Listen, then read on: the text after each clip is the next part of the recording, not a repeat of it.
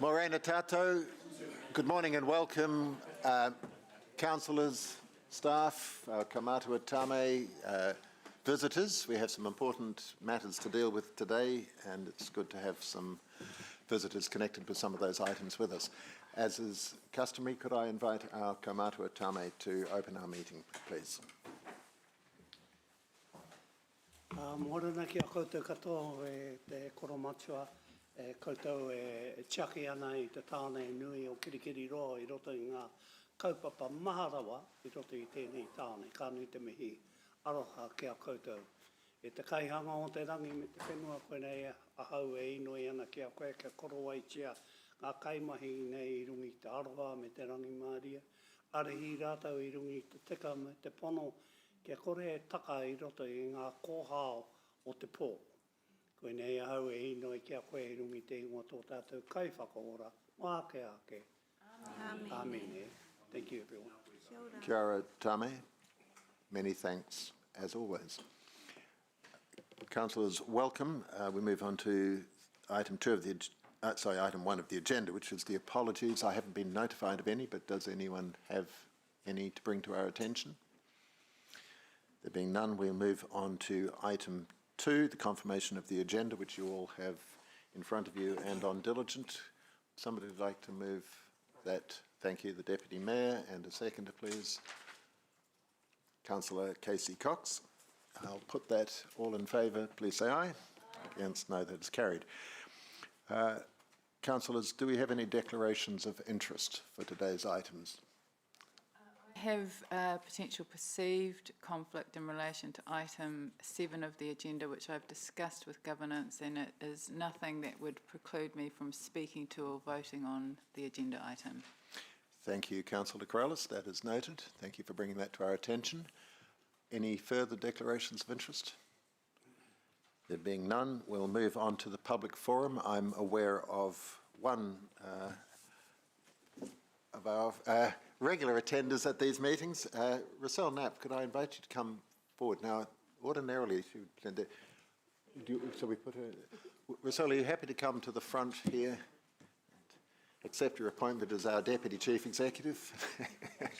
Regular attendee makes me sound a bit like a weirdo, but not at all. That one? Interested and committed ratepayer and committed resident. ratepayer, there you go. That sounds better.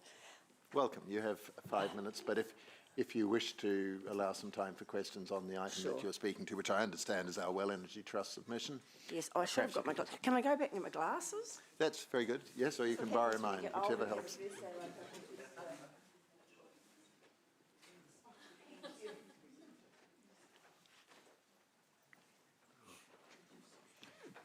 Seeing Russell Armitage walk in reminds me I need to talk to you and Sean about an email.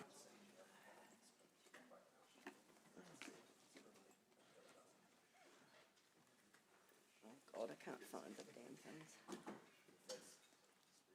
Oh, they're probably on the seat. Never mind, I'll do my best, bearing in mind that I'm half blind. Oh, thank you. That's completely confirmed I'm losing the plot. Well, firstly, as a regular attendee, can I say what an exciting council we've got? Can I congratulate the pre-existing members that were re-elected, and it's exciting to see some new faces. So that's what I'll start with. Secondly, it's not kind of my way to be unprepared, but I really only read this at about midnight in bed last night, and I thought, oh my God, I've got to speak to this. And it kind of makes me appreciate the quandary members must be when they get information late, because you can't really absorb it, and it's very hard to kind of put your thoughts in order.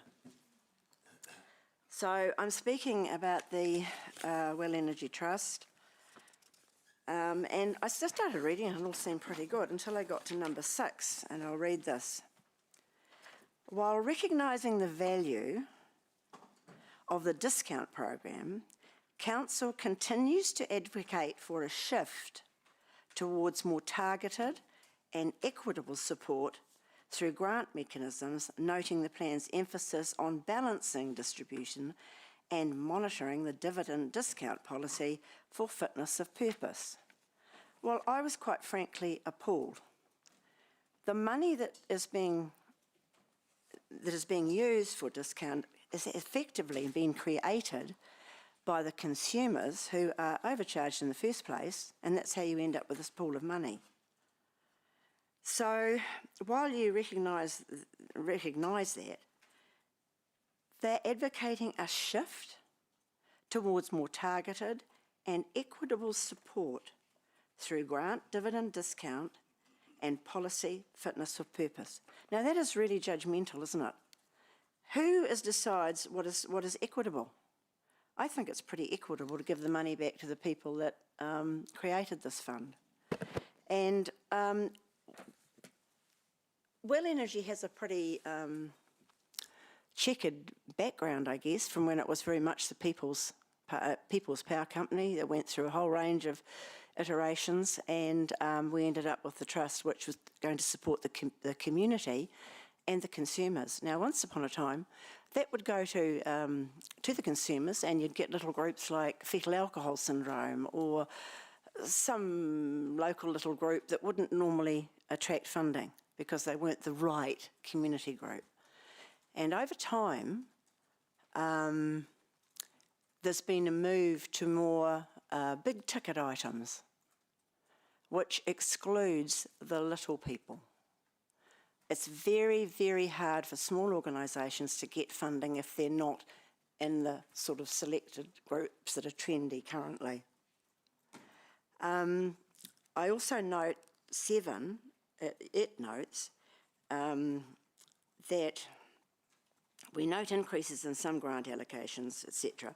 And it goes on to say the increase in total electricity discounts to 18.7 million, including GST, as set out in the draft plan. Now, if I remember correctly, last time the grants were distributed, the pool was larger, but the share of that increase didn't go to the consumers, that went elsewhere. And I think I think it is completely against the ethos of why this Well Energy Trust was set up. So I'm going to be fairly brief. I'll just go through sort of the similar sort of things down here and what really is annoying me. If I go to 18,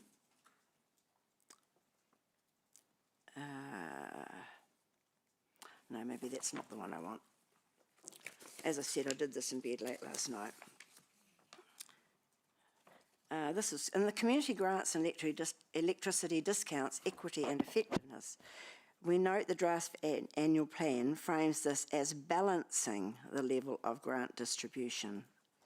We support ongoing work to get the balance right, particularly where this can improve equity outcomes and deliver measurable impact. Now again, that is subjective.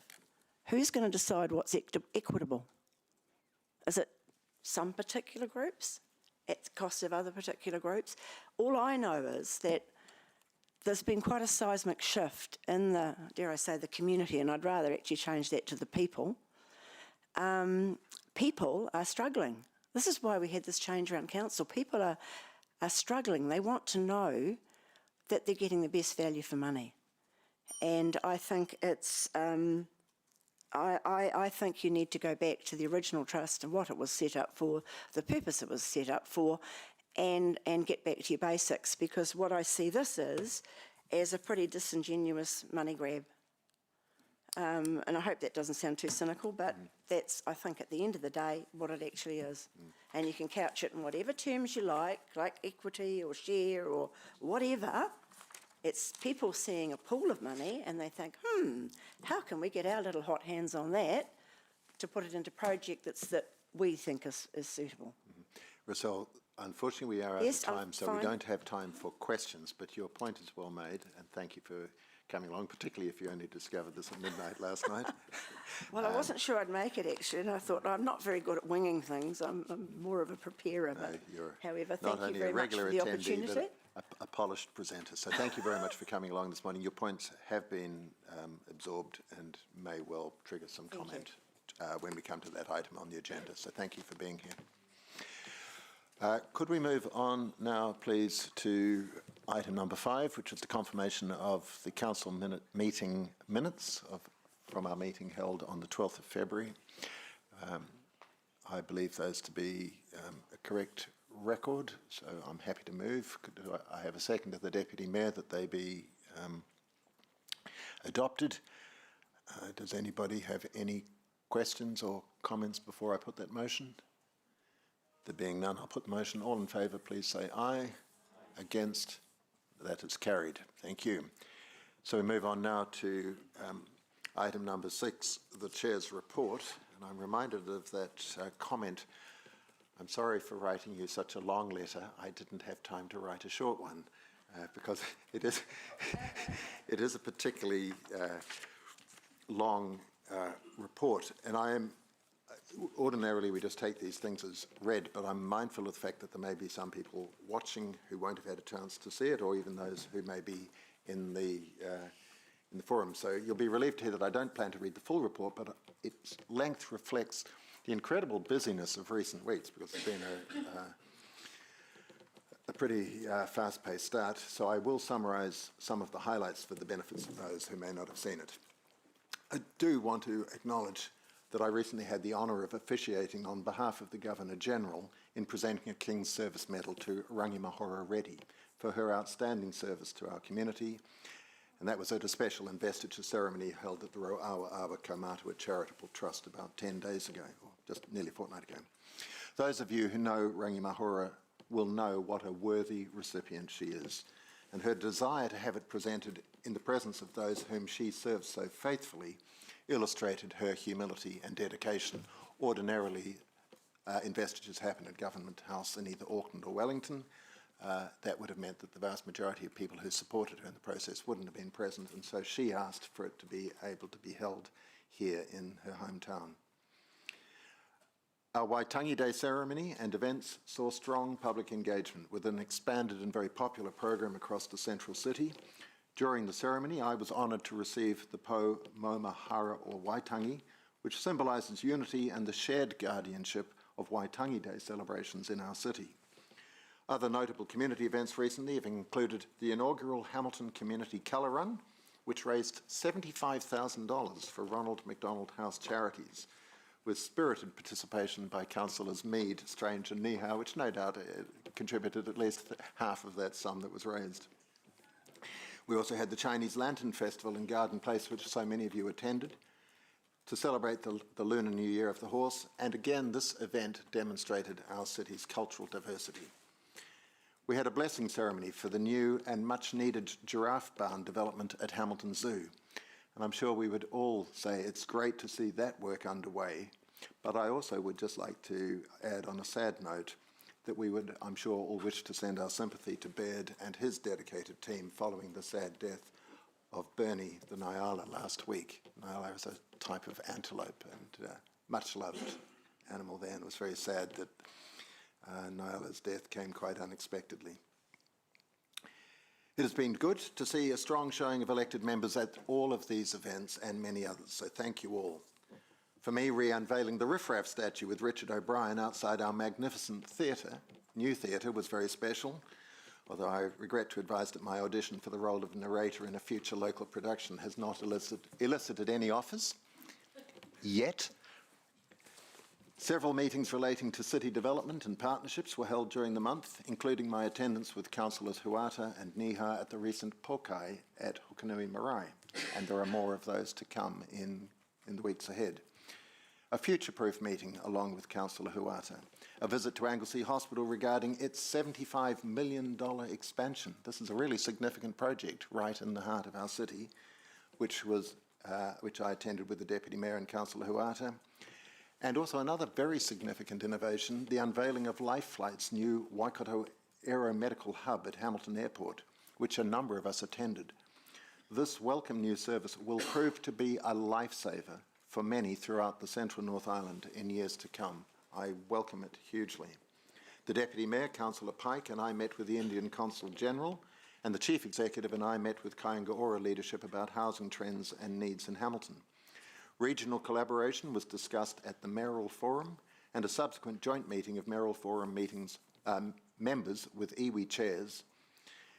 And I just want to confirm, as I've mentioned to many of you privately, the CE will soon present an update to elected members on work that is being undertaken by the Mayoral Forum in response to the government's suite of local government reforms. We want to ensure that you all get that opportunity. Since the report was written, several events foreshadowed in it have been completed, including a very successful regional hui hosted by Waikato Tainui at Hopu Hopu, with nearly 2/3 of our elected members present. I was very proud of that, and a strong contingent from strong contingents from Waikato Regional Council, Waikato District Council, and Waipa District Council. We had the opening of the long-awaited and superb new Puketi Neighbourhood House last Friday, and the annual Welcome for International Students at the University of Waikato, which was another happy event, also last Friday. And considerable work is being done by staff with excellent leadership by Councillor O'Leary at our workshops to prepare the draft annual plan for 2026-27, which will, of course, be the major focus of our next meeting of the full council in April. So thank you to all elected members for your very constructive engagement in all of our workshops since the last election. And lastly, but by no means least, a significant milestone this year is the 40th anniversary of Hamilton's sister city relationship with Wuxi in China. This is Hamilton's longest standing international partnership. And to mark this milestone, and subject to your approval at this meeting, I am looking forward to leading a small delegation to Wuxi from the 22nd to the 27th of March. The visit will coincide with the Wuxi International Month and International Cherry Blossom Festival, events celebrating global sister city relationships and collaboration on sustainable urban development. Wuxi has already played an important role in Hamilton's international connections, including contributing to our Chinese Scholars Garden at Hamilton Gardens. The delegation, including myself, will comprise Councillors Angela O'Leary and Maria Huata, along with our Chief Executive, and we will participate in official events and strengthen ties between our two cities.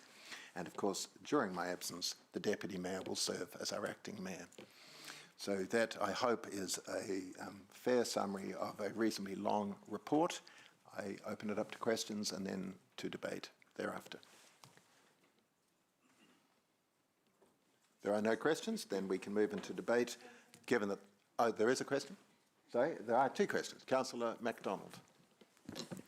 Thank you, Mayor McIndoe.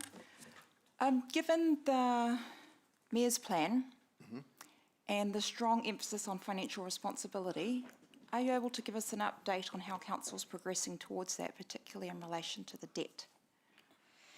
I couldn't give you a detailed update at this meeting, but we are going to be having a focus on that at a meeting in the very near future, and I will make a note of that particular question because I share your concern to ensure that we don't overlook it, but I'm afraid I just wouldn't be able to give you the figures. I'd need to have some consultation with staff over that matter. But Thank you. very happy for you to raise the matter, and I'm just wanting to ensure that the question is noted so that we do come back to honour that undertaking. Thank you. I have one other question, yes. if that's all right.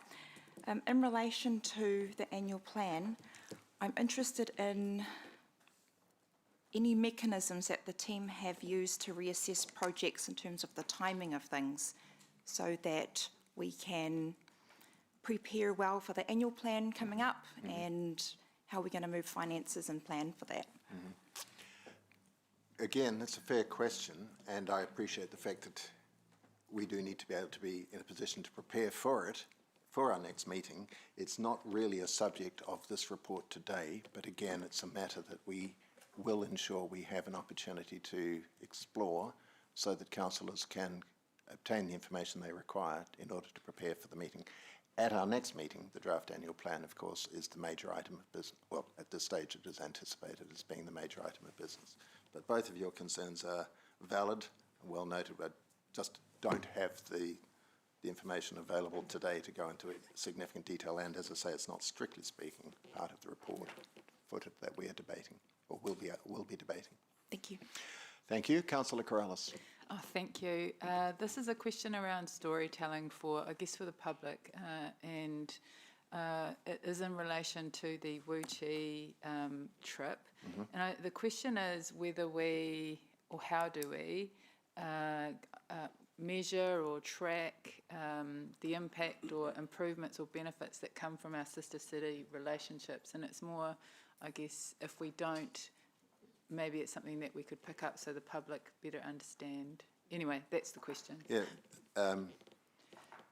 Yes, it's a fair question. It's a pity that former councillor Ewan Wilson isn't here at this moment, because he would enjoy answering that question in great detail, and was, of course, a passionate advocate for the value of sister city relationships, which are economic, cultural, social, educational. There are a host of them. But you are right, we need to ensure that we can demonstrate the value proposition behind all of them. We actually have a very modest sister cities budget, but nevertheless it needs to be, in these difficult times, it needs to be valid. I should have probably in my report, and I will just note it now, given the question you've asked me, that the vast bulk of our expenses for this particular trip are very generously being covered by the Wu Chi municipal government, who have extended the invitation. We, for the, in the interest of full disclosure and transparency, need to cover the costs of our airfares and travel insurance, but all our other expenses are being met by the government, who have invited us.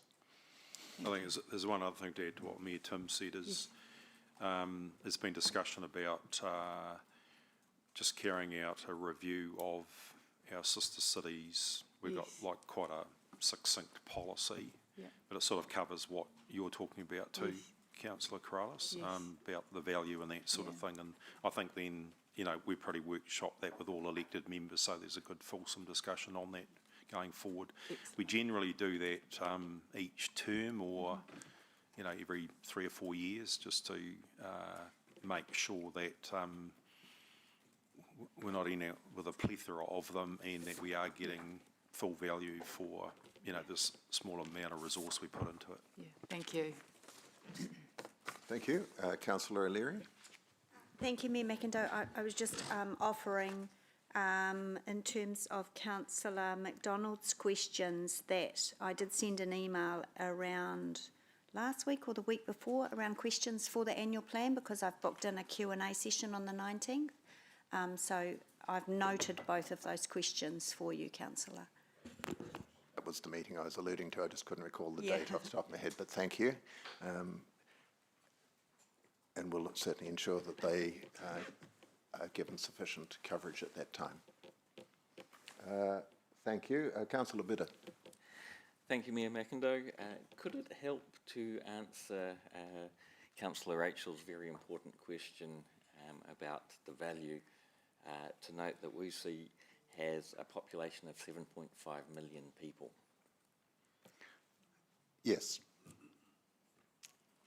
Thank you. And it's a well-established relationship, and I do believe that we have seen quite significant benefits.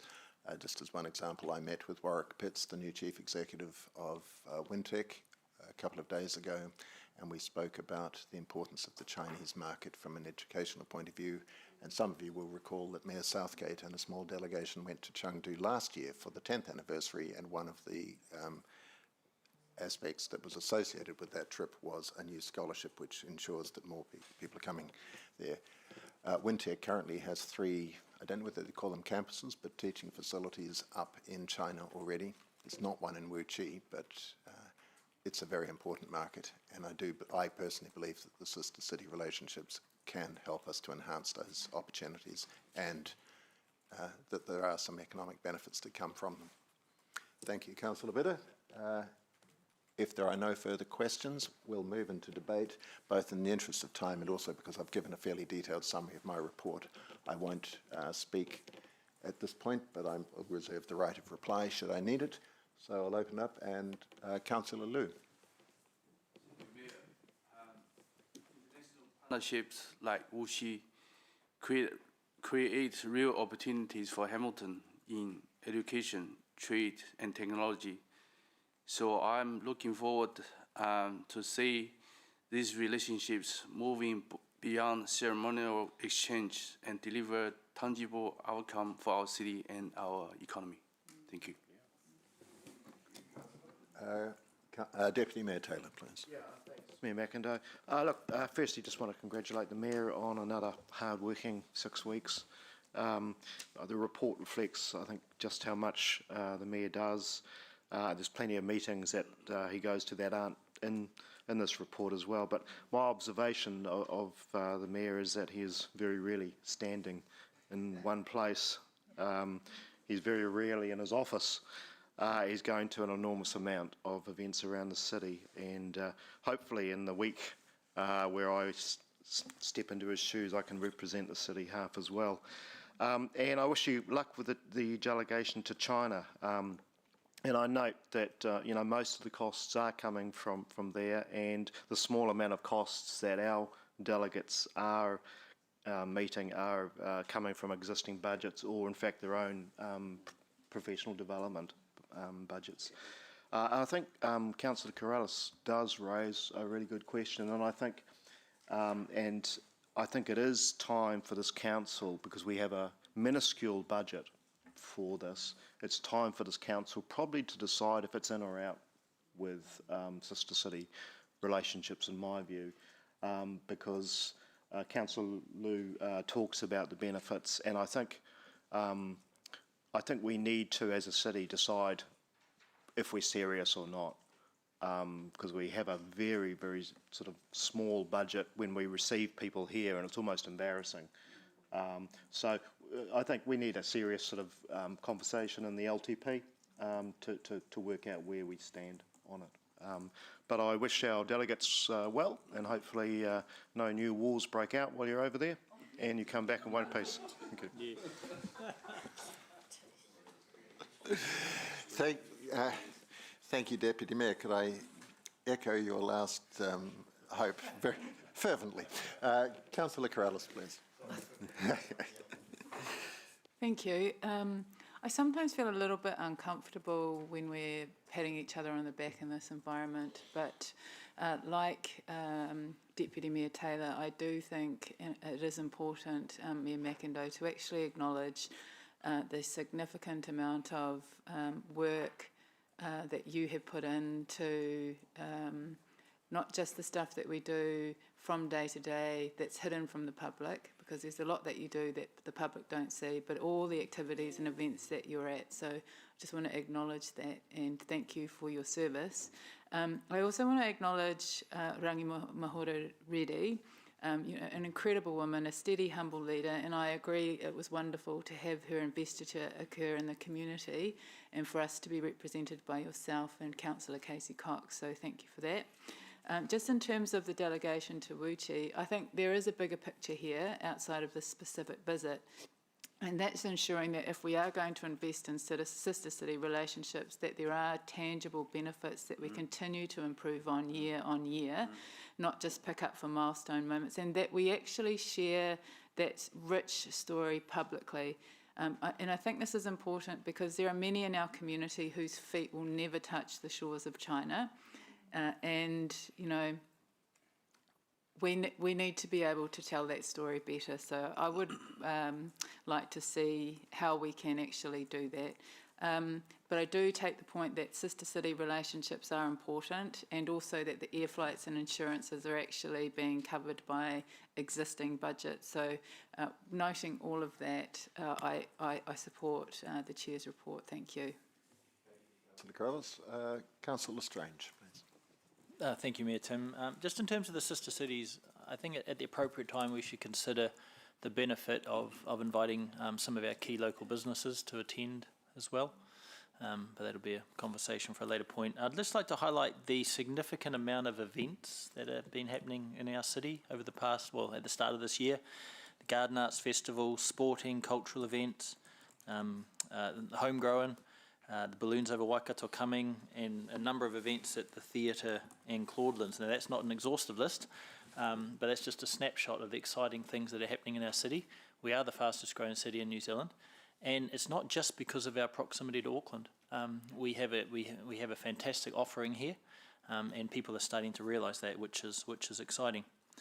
And also, I'd like to update the council on one other event, which may not have garnered the number of people attending. However, was the Manu competition at Wellington Street Beach.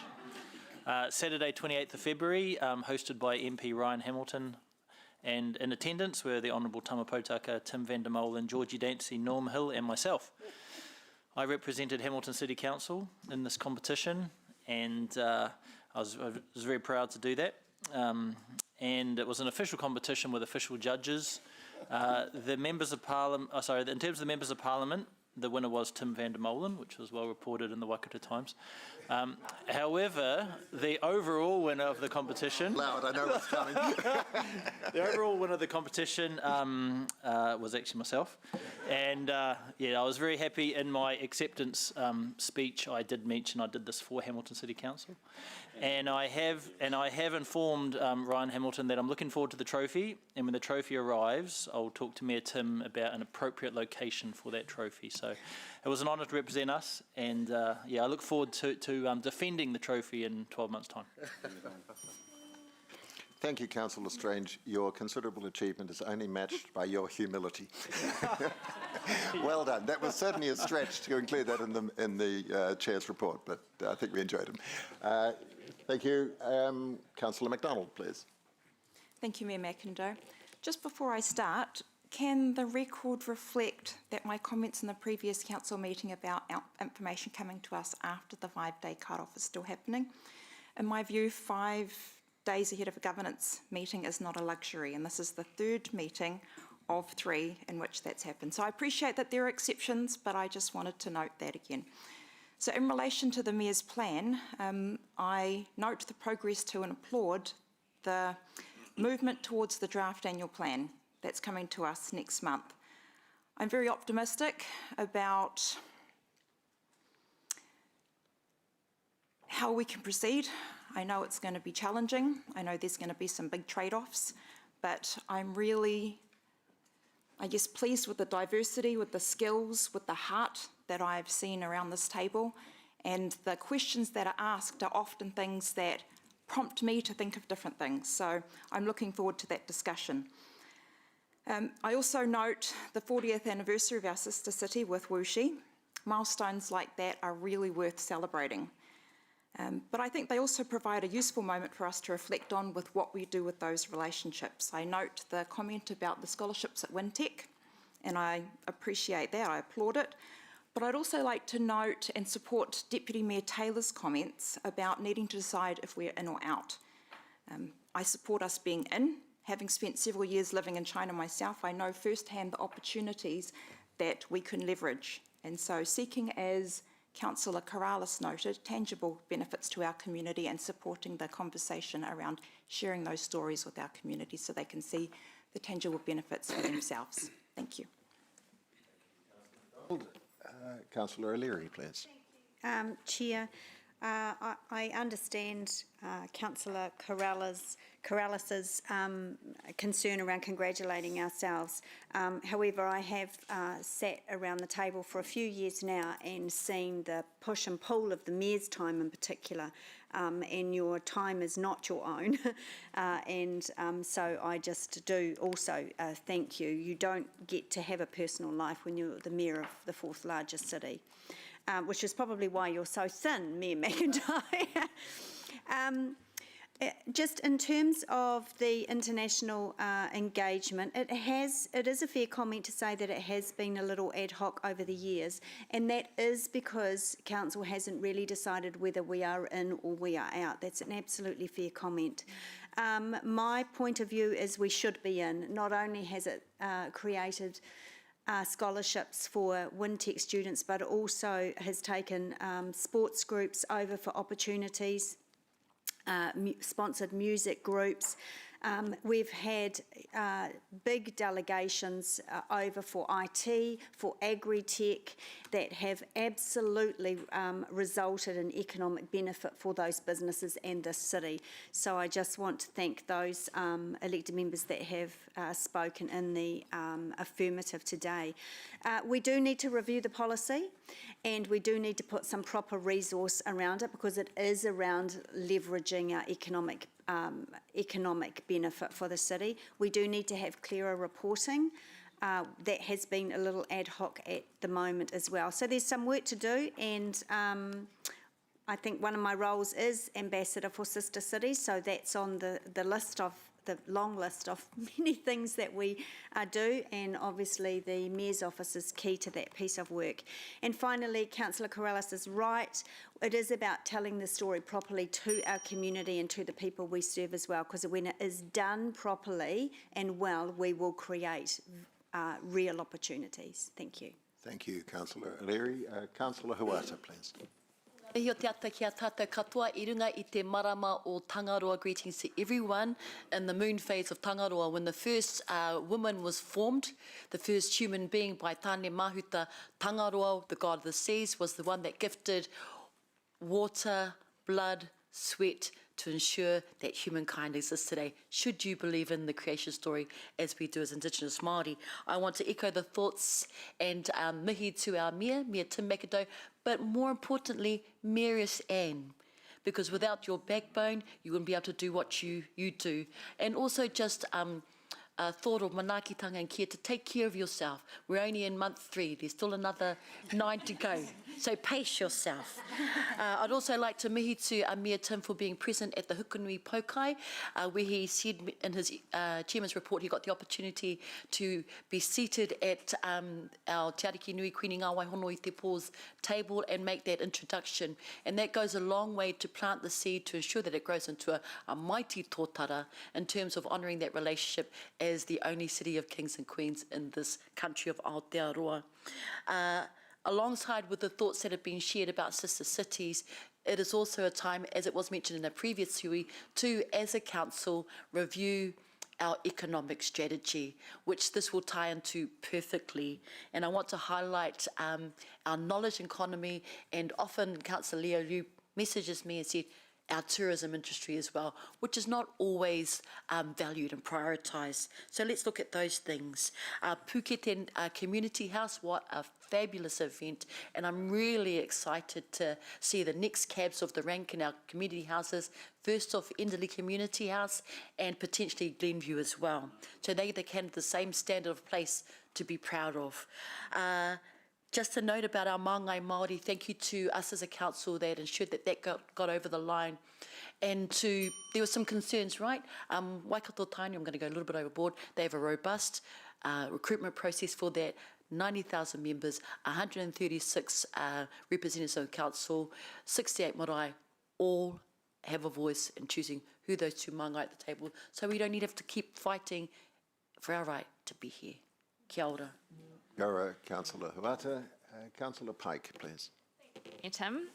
In relation to the delegation to Wuxi, I believe our international relationships are important. Increasingly, councils are looking at how we strengthen our position through partnerships.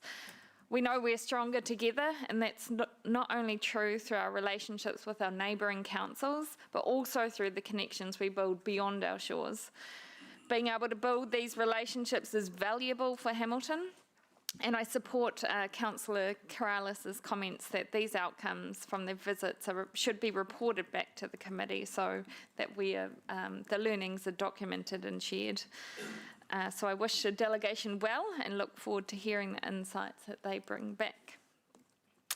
I also want to echo Councillor Taylor's comments, acknowledging you, Mayor Tim, for the incredible commitment you show to the city. The number of events and community engagements you attend really demonstrates your dedication to Hamilton, and that shouldn't go unrecognised, so thank you. We are incredibly lucky to have so many active community groups and organisations that play a key role in bringing these events into the city. Over summer especially, it's been wonderful to see our city buzzing with activity. In Garden Place alone, we've seen everything from pickleball tournaments to the Lantern Festival to the skateboarding comps and Shakespeare. It really shows the vibrancy and diversity of our community and brings social and economic good to our city and our people, and I look forward to ensuring we support these events moving forward. Last but definitely not least, I just want to say how hugely excited we all are for the Puketi Neighbourhood House project. Over 40 years they have supported our West Side whānau and achieved so much for our people. This amazing building, and it is amazing, I encourage everyone to go have a look, will only strengthen their ability to do that important mahi. I want to acknowledge Scott, Jane, Sue and the whole Puketi neighbourhood team for their dedication and service to the community over those 4 decades. Ngā mihi nui. Thank you, Councillor Pike. Councillor Neha, please. Te tautokana ngā mihi o Councillor Huata kia koutou I tau mai nei, ngā kaimahi, ngā kaikaunihere tēnā koutou katoa. I also want to support your report, Mayor Tim, particularly all of your attendances to many events. It has been a pleasure accompanying you to many of those events. You're a great role model for me as a rookie councillor, and I'm very much enjoying your company. In particular, and I want to tautoko Maria's comment, support Maria's comment in regards to the Hokonui Paukai. Maria and I met with our Amorangi staff on Tuesday, our Māori staff here in Council, had a lovely get-together with everyone, and I want to pass on their regards to you for your attendance at Hokonui Marae. In particular, Ngāti Wairere and our mana whenua of the city, we're very proud to see you in attendance. So thank you for that. And of course, accompanying and supporting Maria for her presentation at that Paukai. I also want to pass on that our councillors do not need an invitation to our Paukai. The next Paukai that the Mayor is hopefully going to receive an invitation will be April the 10th at Paporotsu in Whatawhata. Haramai, haramai. It's not a matter of you not receiving an invitation. Everybody is welcome. So I look forward to accompanying you to that Paukai as well, Mr. Mayor, alongside Councillor Huata, of course. Finally, yes, what a wonderful occasion for Puketi. Having been there with many of our fellow councillors, we could see the positiveness and the wonderful happenings in our community, one of our communities. And I also support Councillor Huata that look forward to supporting our other communities, particularly Papanui and Enderley and in Glenview, Manga ko Tukutuku. And lastly, I just want to close with, I look forward to an invitation to the bomb competition next year, Jamie. Tēnā koe. Thank you, Councillor Neha. Councillor Casey Cox, please. Kia ora. I just want to echo everyone's accolades of Mayor Tim. In particular, in particular though, the way that you do bring us together. I think you're doing very well in that regard, so I appreciate it. And I also wanted to acknowledge your the way you did bring your family to the Lantern Festival, and your beautiful granddaughter was there, so you're managing to strike some balance there, so it's not all giving up on family. I also want to acknowledge the job that you, or the way you are working for just one day or just one moment with the Rangi Mahora. And I want to talk about her in particular. What struck me in the event was her leadership, of course, in caring for our older people. We do know we've got a considerably ageing population, and I like to think that these acknowledgements also translate into how can we acknowledge that leadership and do better following what she does.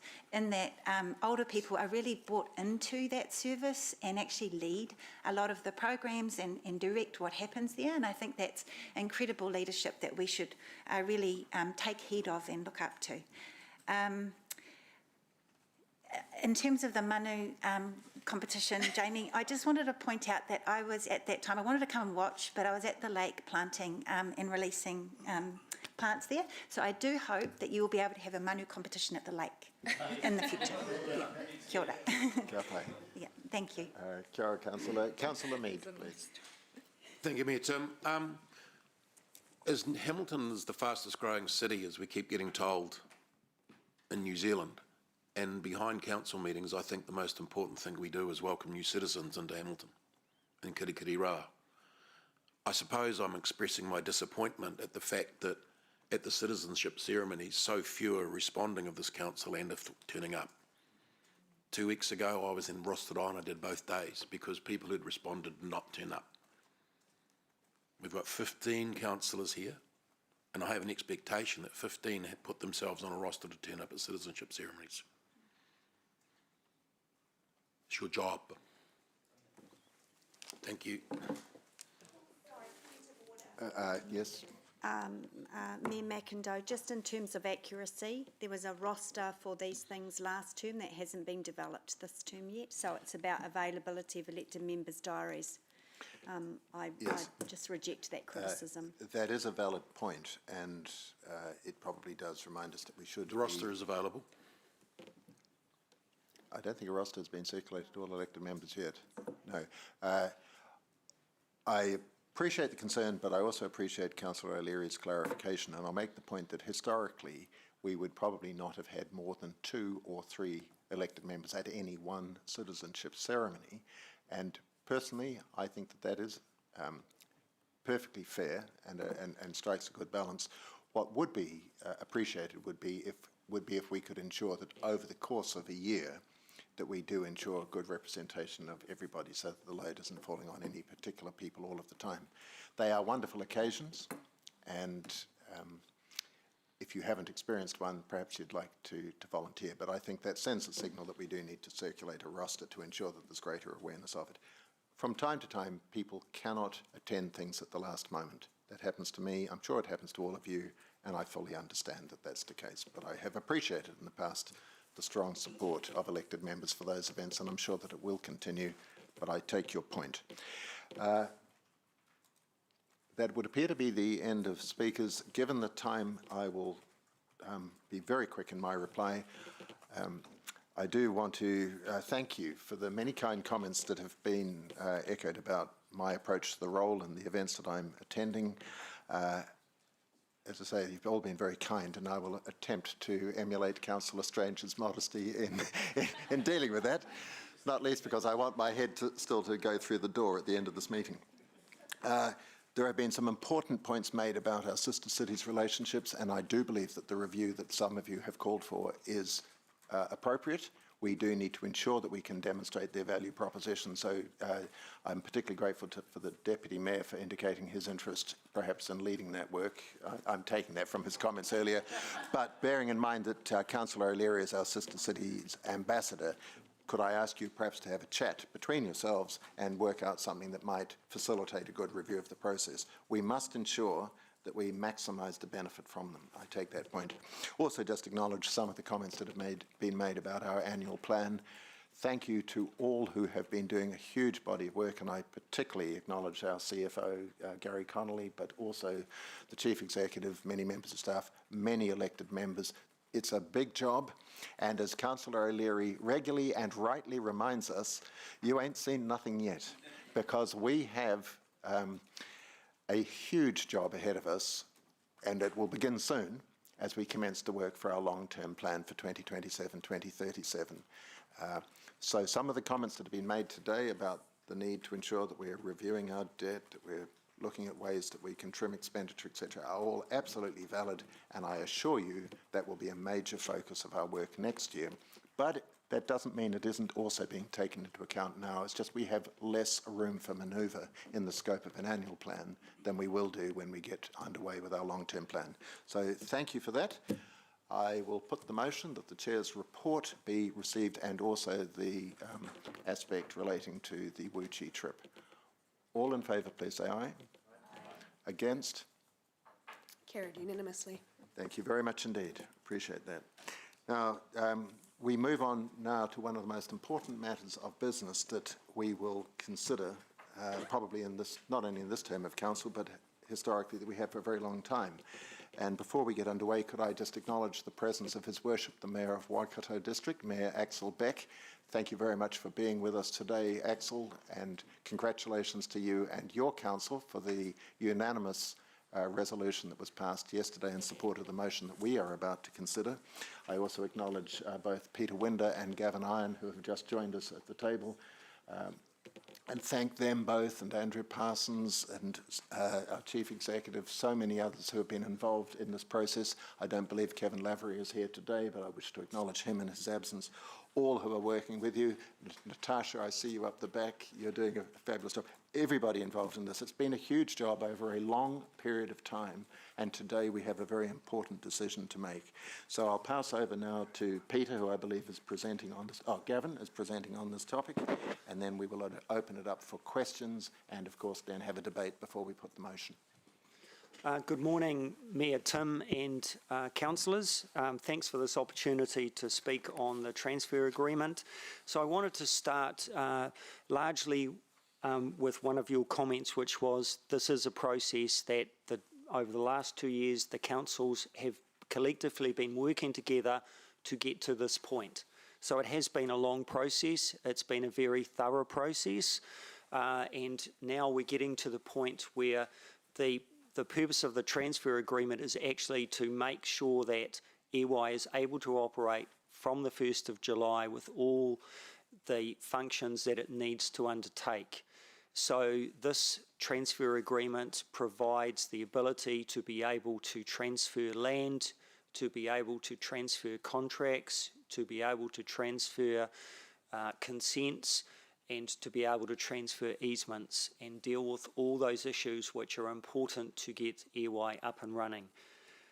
If I can just summarise really the two main reasons why we've brought this to you today is we've brought it to you today firstly because it gives the opportunity and enables, if council supports this, it enables EY to then be able to offer employment to council staff and to enable them to be EY employees from the 1st of July, and that's a very important part.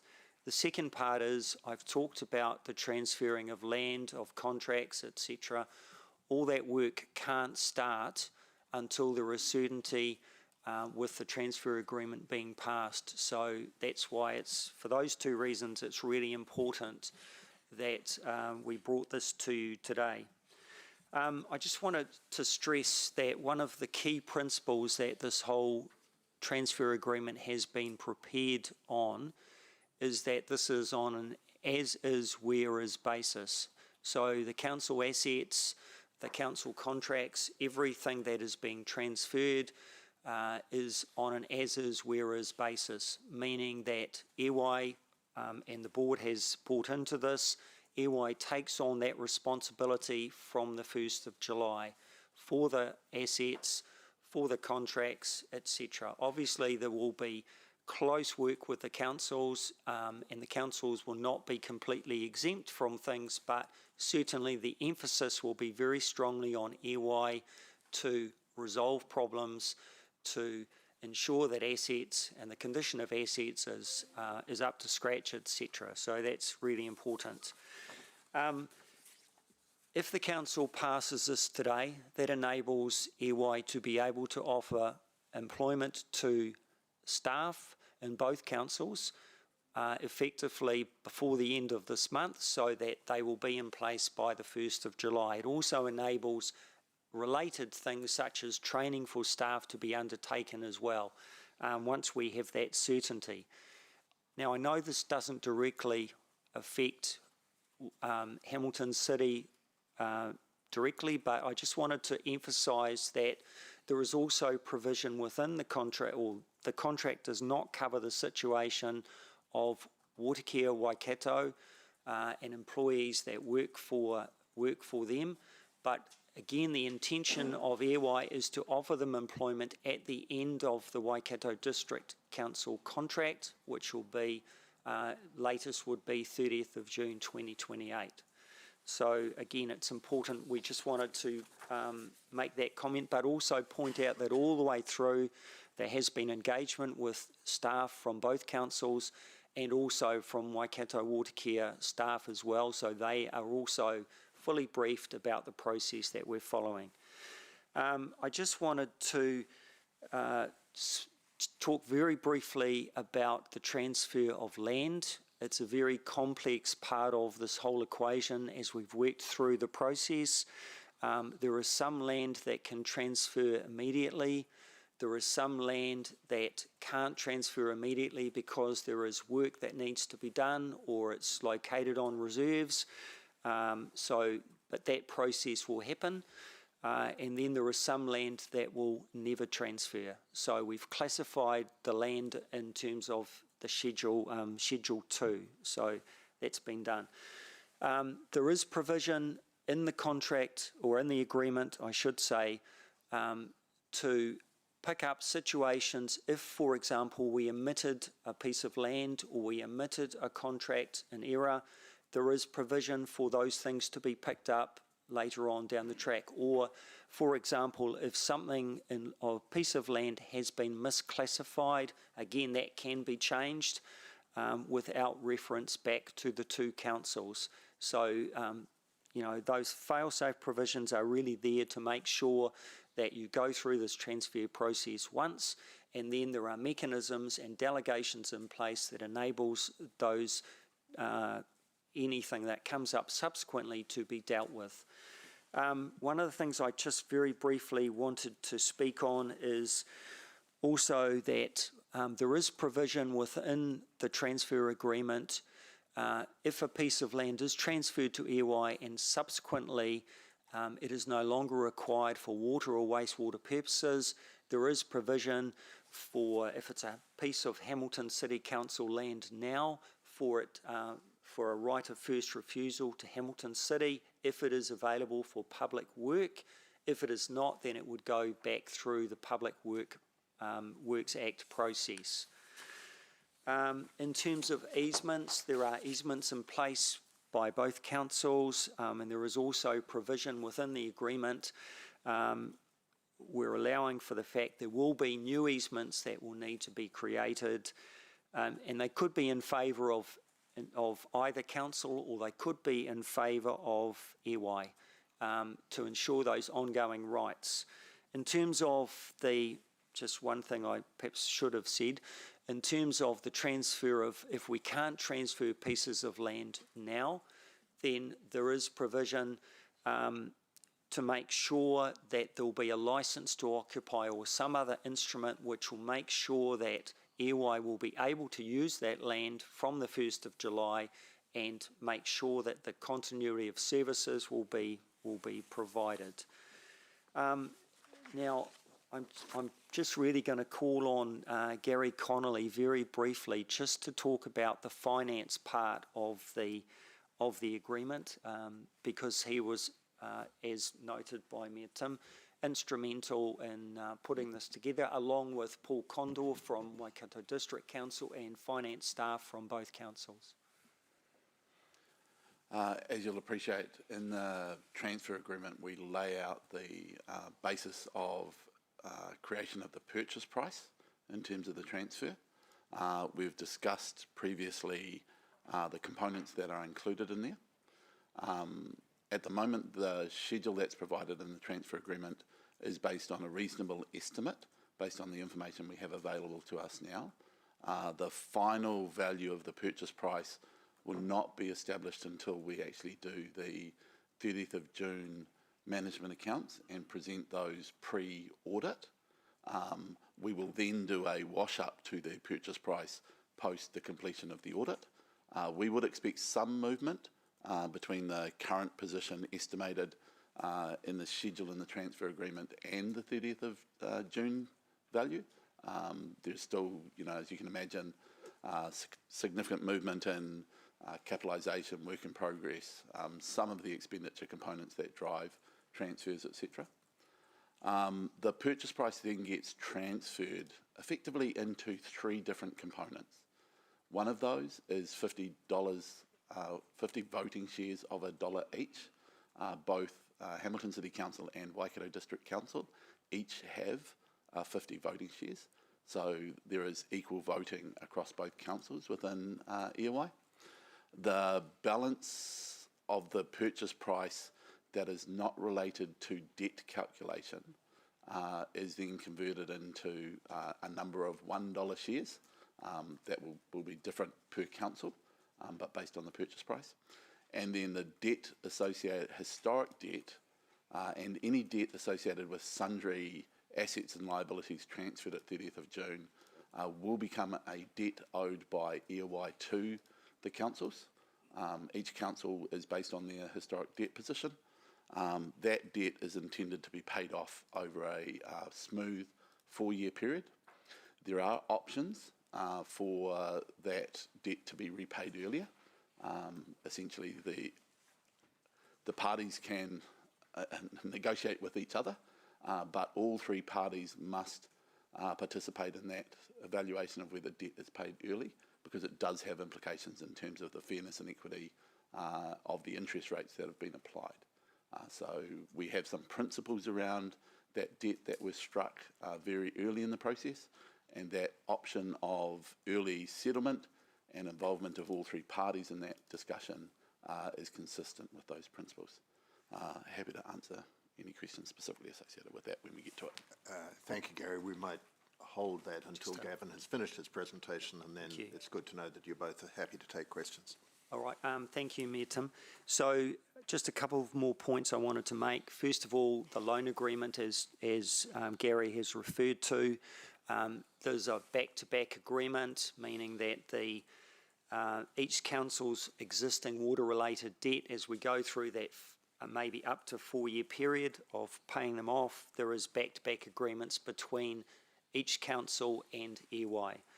And just noting as well that in terms of the resolutions or recommendations that have been put to your council, we have put a condition on that, which is it is subject to understanding the conditions that are put on, that could be put on that loan agreement by the local government funding agency. As you know, we are one of the first certainly one of the first councils and one of the first water organisations to be formed. So we're working through processes, and we've had discussions with LGFA already. However, they haven't been concluded, and LGFA have gone away to think about what sort of conditions they may require. I don't have any detail on that. We don't really know until they come back, but we expect, I think, to hear back within about the next month. That's why we've put that condition on there. Now, I just wanted to, there's just 2 last things I wanted to cover. First of all, just an apology to the council. In your original pack, there was reference to Schedule 11 to the transfer agreement, which is about the employee transition guidelines. We realised yesterday that that had been omitted, and so I know it has now been made available to you through Diligent, I should say. I've got to apologise for that. It was not intended. It isn't very fundamental to the staff. It isn't fundamental to the transfer agreement itself. It does lay out principles around how staff have been determined. If they're 50% doing waters business, then they would transfer to EY, etc. It has been gauged in terms of complying with all the legislation, the Local Government Water Services Act. So all those principles have been followed, and protections for staff. So I just wanted to make sure you're aware of that. The last thing I just wanted to comment on was we haven't sat in isolation and come up with this complex agreement. We've worked very closely with our lawyers, Chapman Tripp, who have supported us all the way through this process. And I just wanted to say that one of the things they have done is they have given us an assurance around that that it complies with legislation for all the parts that were prepared by Chapman Tripp working with us. There are some schedules that were prepared by staff. They have been reviewed by Chapman Tripp, but really they're not part of the assurance that has been given, because they were prepared by us and we made final changes to them to get it forward today. Now, I'm really going to finish now, Mayor Tim, but I wanted to just hand over to Peter just for a few comments. Thank you. The final assurance in that is important to you in this consideration is the assurance that comes from the EOI board. They met last Friday to consider the transfer agreement. They formally resolved to accept the transfer of assets, liabilities, responsibilities, staff and obligations. It's a requirement of the legislation that they do that before you pass resolutions today. That has been done. In making that decision, the board was very conscious that this is probably the largest single transaction that this council will ever enter into. And to give you a sense of the scale of that, it's not just big for Hamilton. EOI on the 1st of July will be a larger undertaking than Wellington International Airport Limited. It will be larger by value than Port of Auckland and Kiwi Rail. So this is a significant undertaking on a New Zealand scale, not just on a Waikato scale. With that brings enormous responsibility. Water and wastewater are fundamental to life and to the health and vitality of the awa, the moana and our communities. EOI understands the need to serve the community, and we understand that we will only be successful if we can earn and maintain your trust and confidence. That must be demonstrated through everything that we do, the way in which we behave, the way in which we serve the people and communities of Waikato District and Hamilton City. We look forward to building on the foundations that have now been set and that you will set through decisions today, and to working very closely with you in the years ahead. Thank you. Thank you, Gavin, Peter and Gary, for a very comprehensive and clear presentation. I think the points that Peter has concluded with underline just how huge this is, and as he has probably rightly noted, probably the most significant decision we will make in this council for over a very long period of time. So I will just foreshadow before I open it up to questions that I will be moving the motion, and I know that there are some questions, some of which I think have already been indicated to Gavin in advance, but I'll open it up now for questions and then we will move into debate of the motion. Councillor Moroney, please. Thank you for all the reading and all the paperwork. I actually do want to ask a question of the information, Gavin, that you just referred to earlier that came very late around the transfer of employees. Hamilton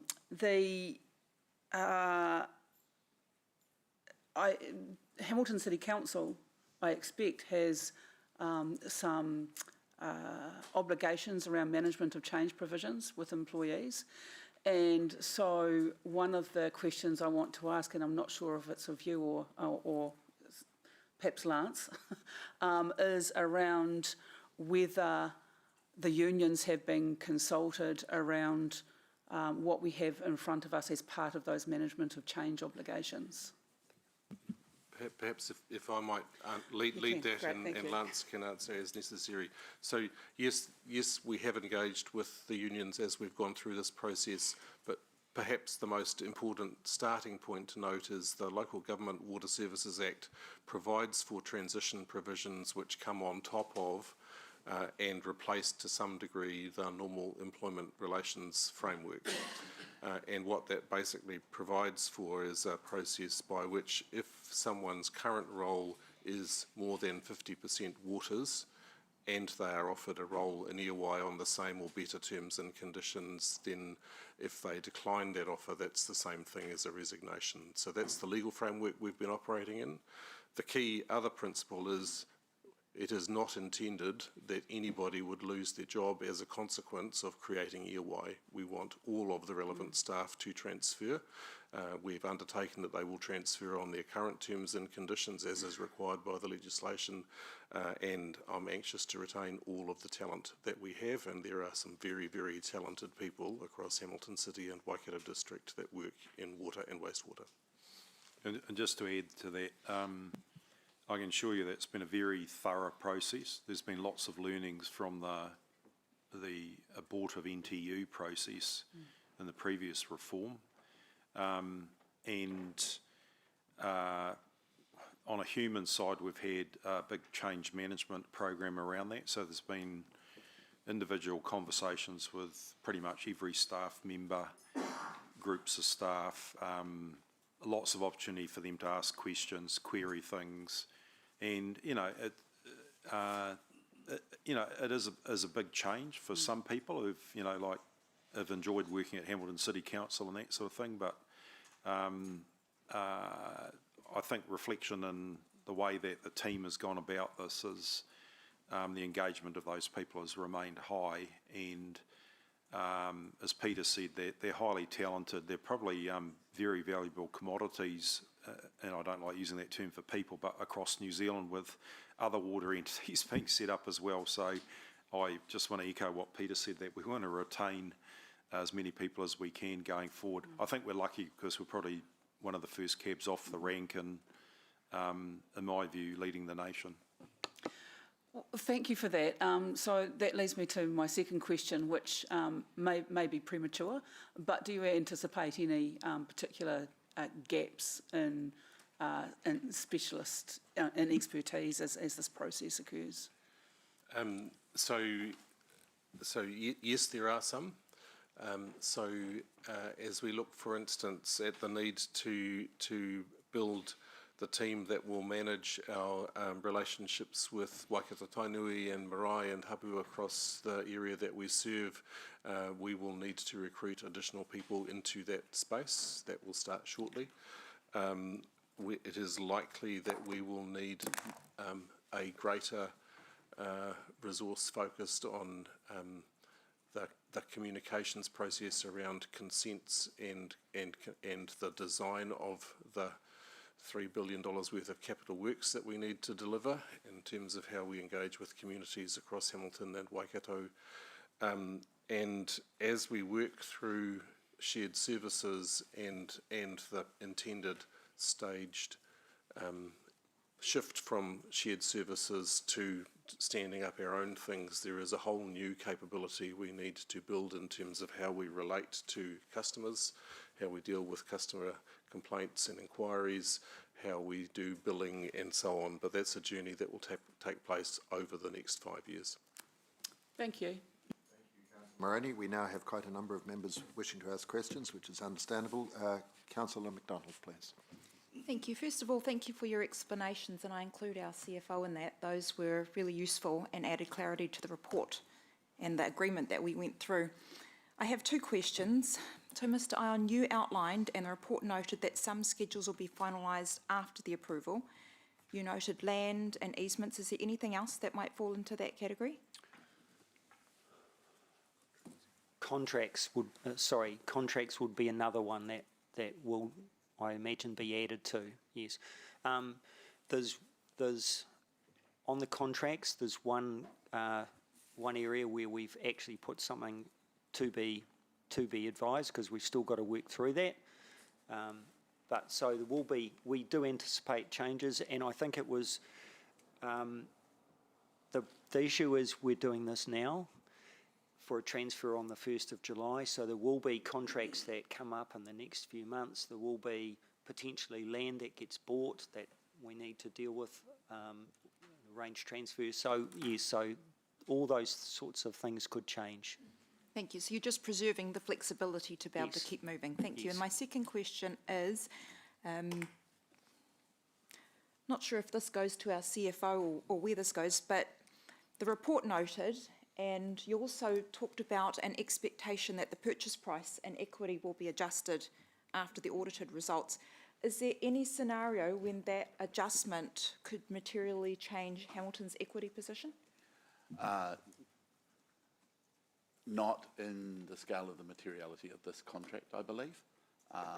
Relative to materiality, we've got to be careful because we do have a materiality framework within our audit environment. It may hit that number, but that is not material to the scale of this contract.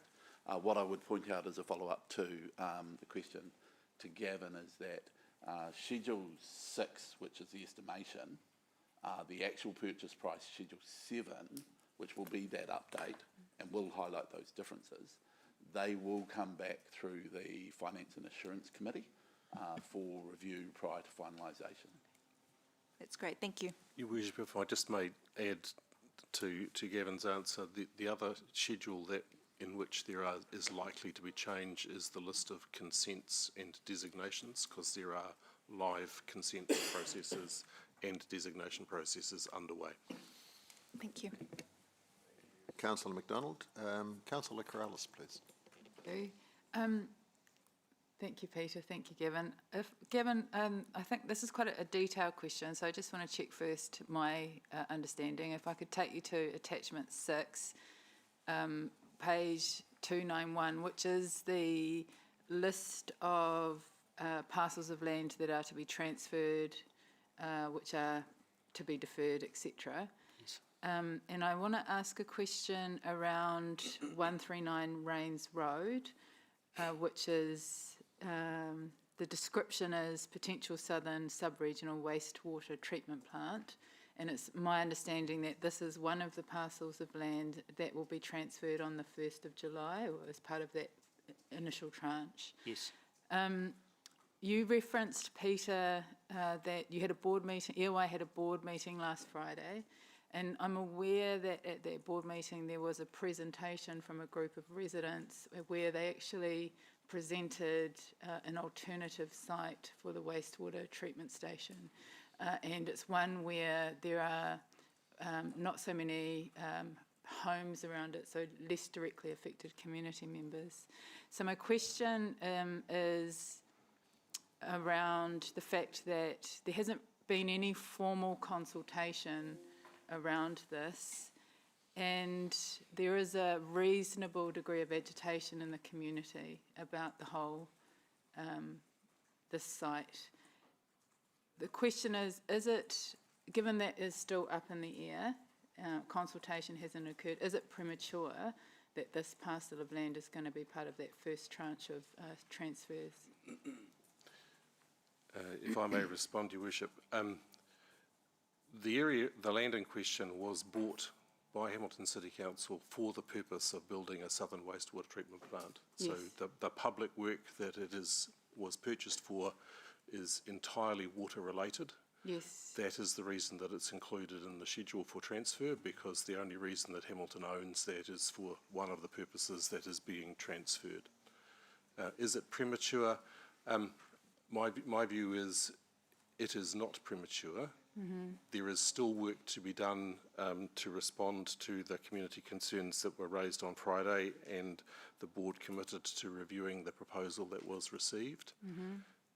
If in this context the board made a future decision that that land is no longer required for that public work, then there's a process to deal with that. As Gavin outlined, there's an offer back process if that is necessary.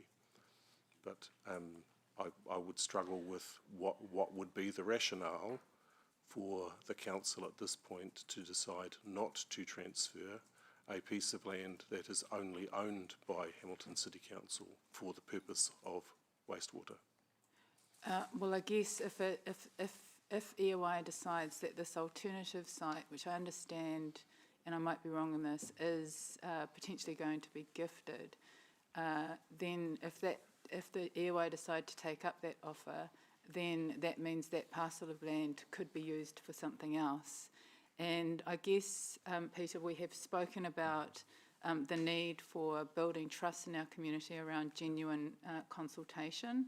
And this is around the time at which we consult, making sure that we're consulting, well before decisions are made that impact our community. And so I guess the question I'm coming to is, if you continue down this pathway, what message does this send to the community who are directly impacted by this proposal, and in particular this group of residents who have invested a lot of time, resource and goodwill in getting to this point? Yeah. Through you, Worship, I can only echo the commitment that the board gave to that group on Friday. to review the proposal. There are a range of issues with the site that has been proposed, as there are with all of the sites that were previously investigated.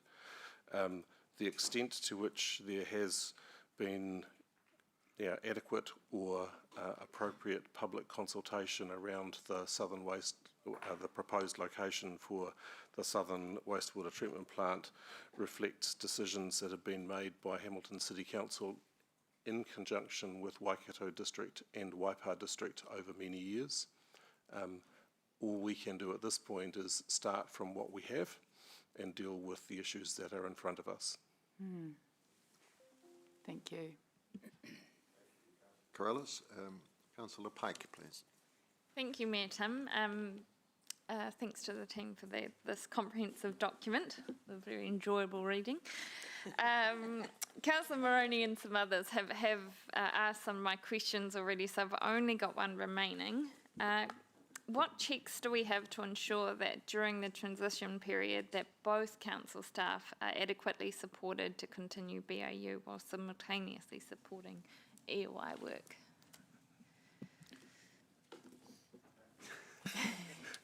I don't know. I would echo Lance's comments about the change process. We are acutely aware that as we, even to get to this point, there has been a tremendous workload on a small number of people, and with 72 working days to go before we go live, there is still a lot to do. But between us, we're endeavouring to make sure that we look after people, that we don't burn people out, and we get there intact. In terms of what comes next over the next few months, apart from securing employment agreements, the next steps include how we start to engage with the new team and work through the nitty-gritty of how we work together. And the other key element of our focus is to make sure that we deal appropriately with the health and safety of employees, and that we deal appropriately with our incident and emergency response, so that if something untoward happens on the 1st of July, everybody knows exactly what we're doing in the brave new world. Thank you. Thank you, Councillor Pike. Councillor Mead, please. Thank you, Mayor Tim. I'm working from page 94, 93, which regards arbitration and termination. I see after the signing of this as of today, and it says, for the avoidance of doubt, this agreement may not be cancelled or terminated for any reason following completion and signing. So that means this is a lifelong agreement. There is, if EOI doesn't go well, there is no out from this. Is that what I'm reading correctly? Through your worship, the shareholder agreement provides the mechanism to unwind EOI or for an individual shareholding council to withdraw. At the time that the shareholder agreement was created, that was described as the Hotel California clause, because you can check in, but it's quite hard to leave. I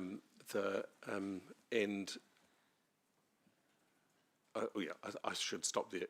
It is possible to withdraw, but it is not straightforward.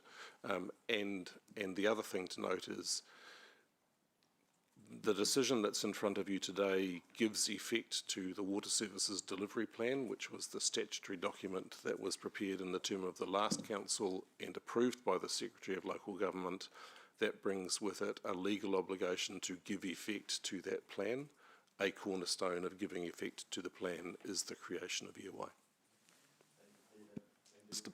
Pink Champagne on ice. Appreciated your analogy. Councillor Mead.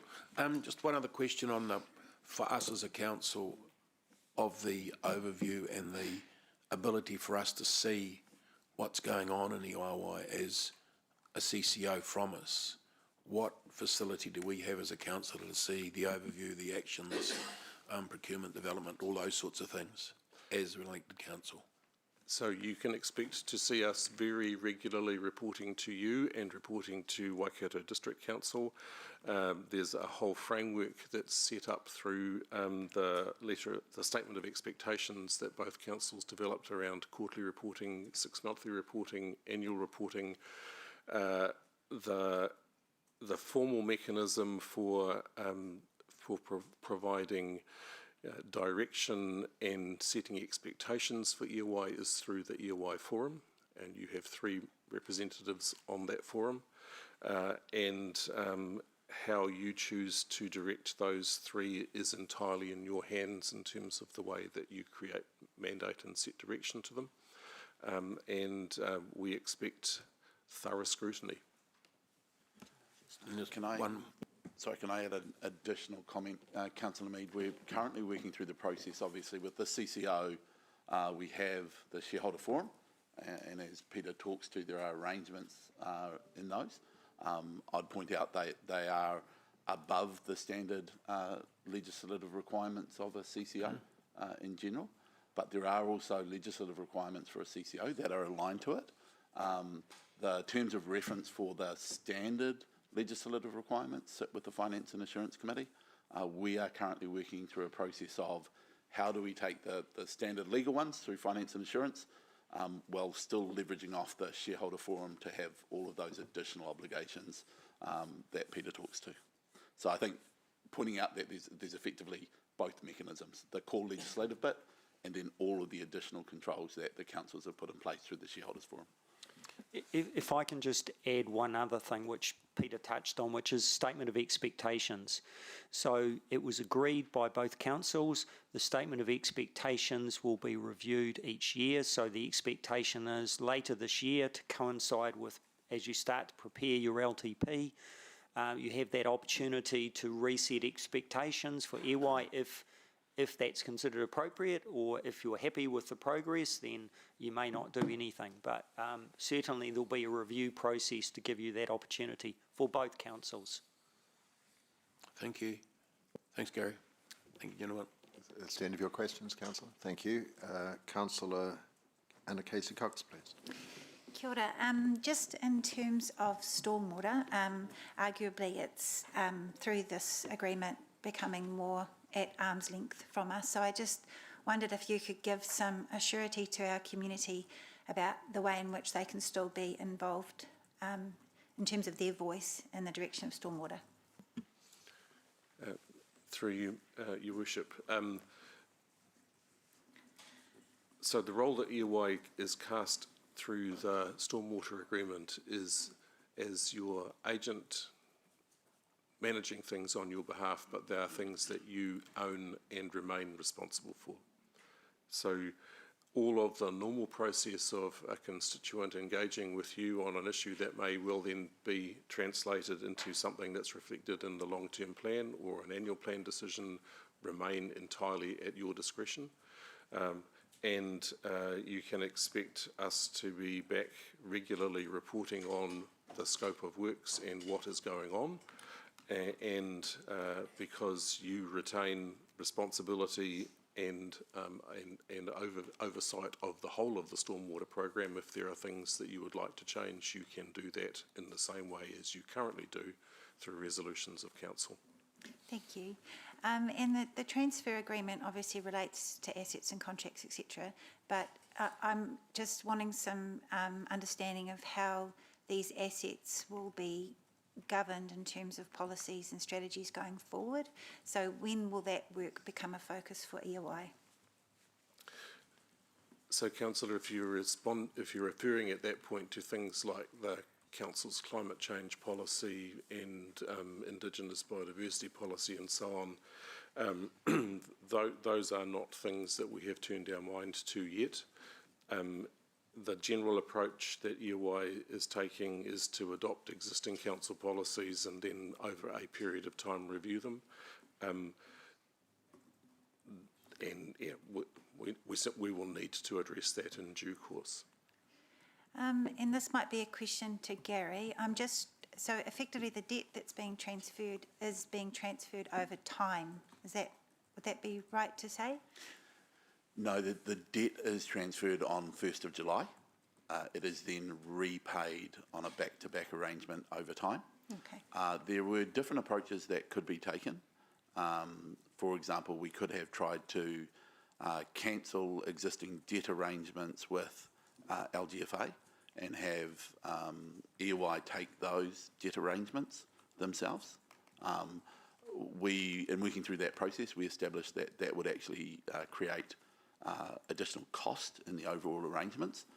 And given that these serve the same communities, we did not think that was appropriate.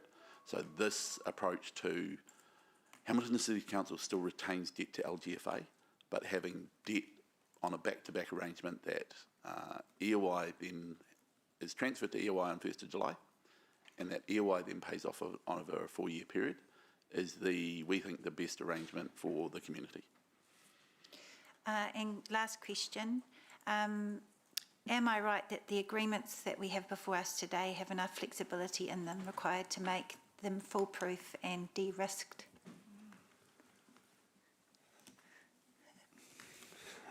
Through you, Mayor Tim,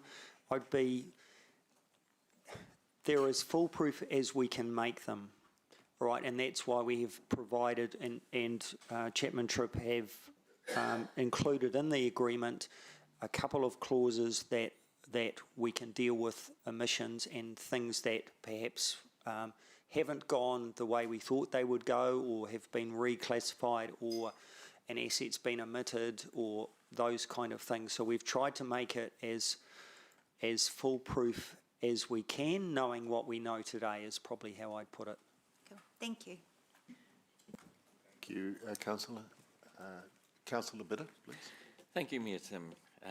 Peter, in the staff report on the agenda, page 54 for anyone looking at it, we've got two options. We can approve the transfer agreement, or if the council chose not to approve these documents, this says it could cause the councils to be in breach of their legal obligations. Could you do two things? Firstly, what's the difference between could breach and would breach? And secondly, is there any realistic alternative that would allow us to comply with our legal obligations? So if I venture an answer that's not from a lawyer, there are a range of obligations. They start with the Water Services Delivery Plan that I referred to earlier. The legislation requires that councils give effect to an approved plan. The approved plan that applies to Hamilton and Waikato District is for the creation of EOI. So at face value, a failure to take the key decision to establish EOI would be in breach of the council's legal obligations in relation to the Water Services Delivery Plan. Beyond that, the shareholder agreement creates the framework of obligations between Waikato District and Hamilton City Council, and under that, whilst it's not a matter of compliance with statute or not, there is a clear agreement to create EOI and the basis on which it will be created. So again, a failure to take this step would trigger the things that are in the shareholder agreement, which, amongst other things, include all of the costs associated with such a decision would fall on the council that decides not to proceed. Thank you. Thank you. It would appear that that's the end. So, councillors, thank you for your very wide-ranging and thoughtful questions. I think those have been extremely helpful, and thank you to Gavin, Peter and Gary for your answers to those. As indicated previously, I will be moving the transfer agreement resolution. Do I have a seconder for that? That's seconded by the Deputy Mayor. Thank you. Just before we move into debate, I should also have indicated earlier that we won't break for our public excluded agenda items before we get to the end of today's open agenda. Some people may be puzzled by that, but that is a trial we have been undertaking in recent weeks, but for today it shouldn't be necessary, and I think it's important to keep the momentum going on this important matter. So we will move now into debate, and as the mover, I will lead off. And I want to make the comment that today is a significant moment in our history, and I think some of the answers to questions and in the presentation have underlined that. This is the day at which our long-debated water reform becomes reality. And as I did earlier, I acknowledge that Waikato District Council unanimously passed this resolution at their full council meeting yesterday, and I've already acknowledged the presence of Mayor Axel Beck and many others in the chamber who've helped contribute to that. It's been a great example of collaboration, and I thank your council for the work that you have undertaken with us and with Waikato Tainui in order to get to this point. By approving the formal transfer of our water and wastewater assets to EOI, we are taking the decisive final step towards a new era of water management. It's one that finally will confront decades of underinvestment, deliver the scale of water investment that our communities urgently need, while protecting the Waikato River and ensuring that households will face lower water costs than they would do if councils continued to operate alone in this area. Ultimately, this is about responding to social government direction to deliver safe, reliable and affordable water services for decades to come.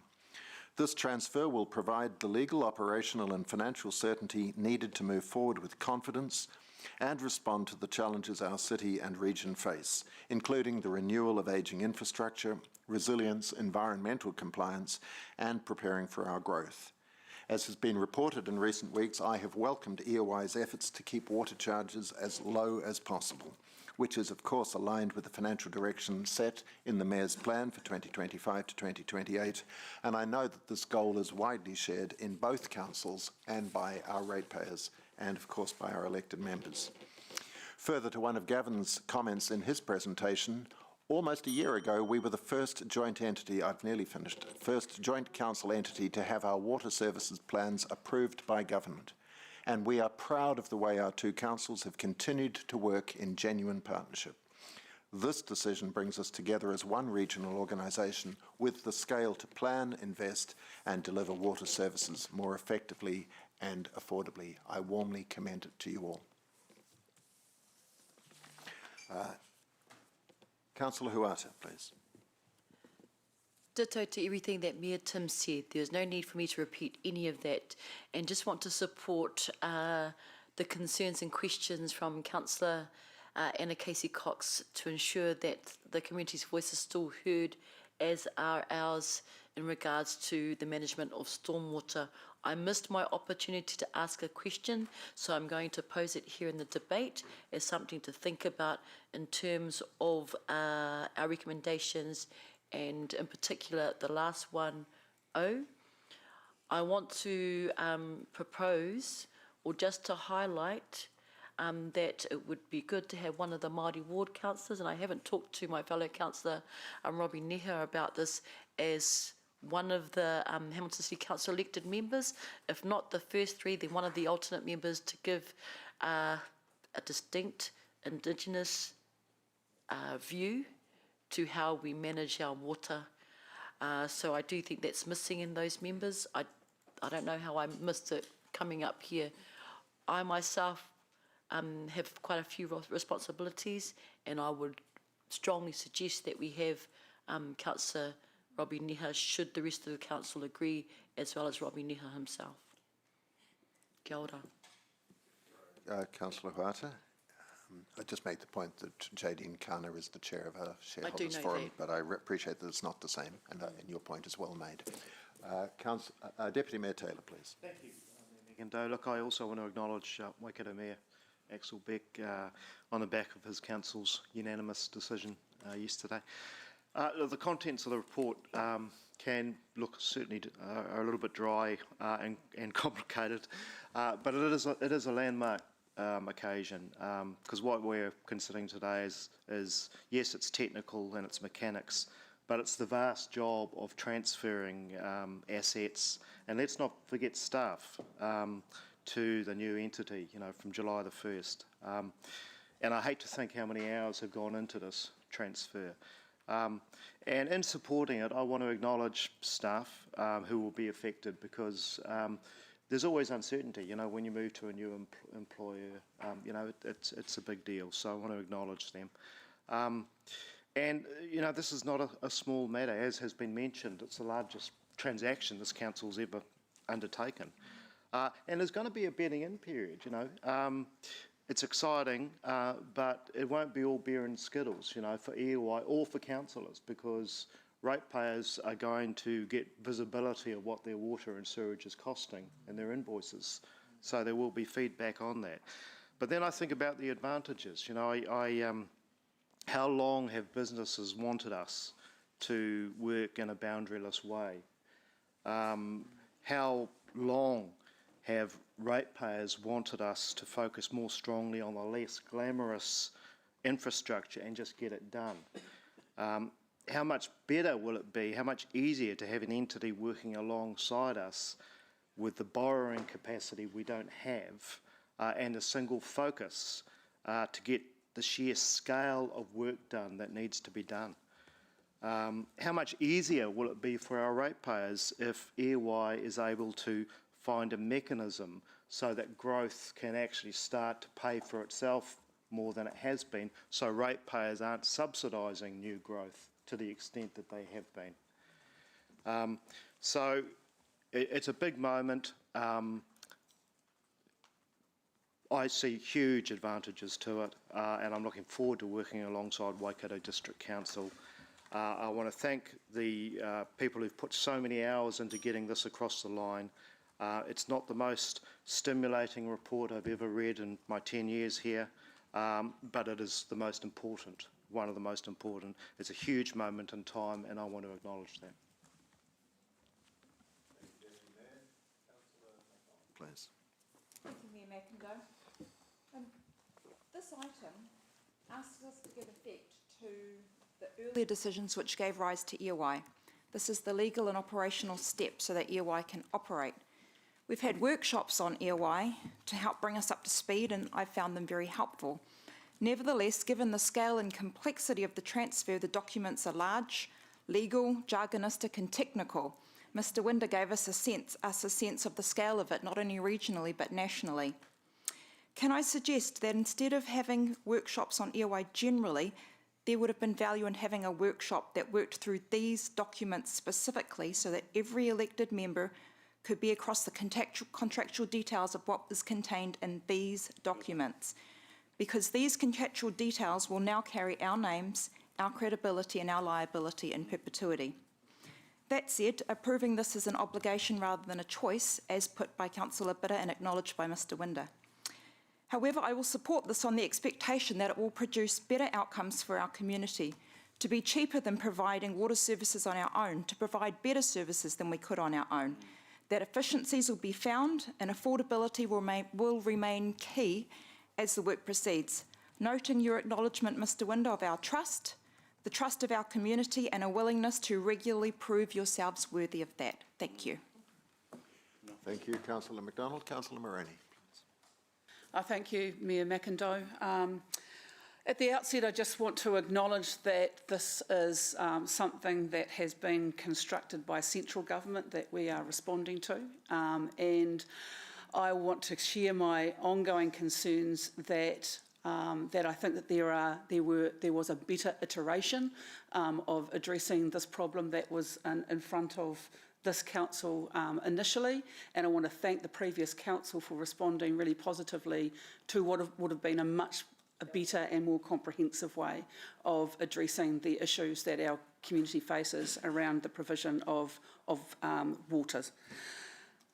I remain concerned that because it is a watered-down version, if you like, of what I believe should have happened, that we run the risk of having an additional bureaucracy without the benefits of the economies of scale that were going to be available in the initial iteration of this.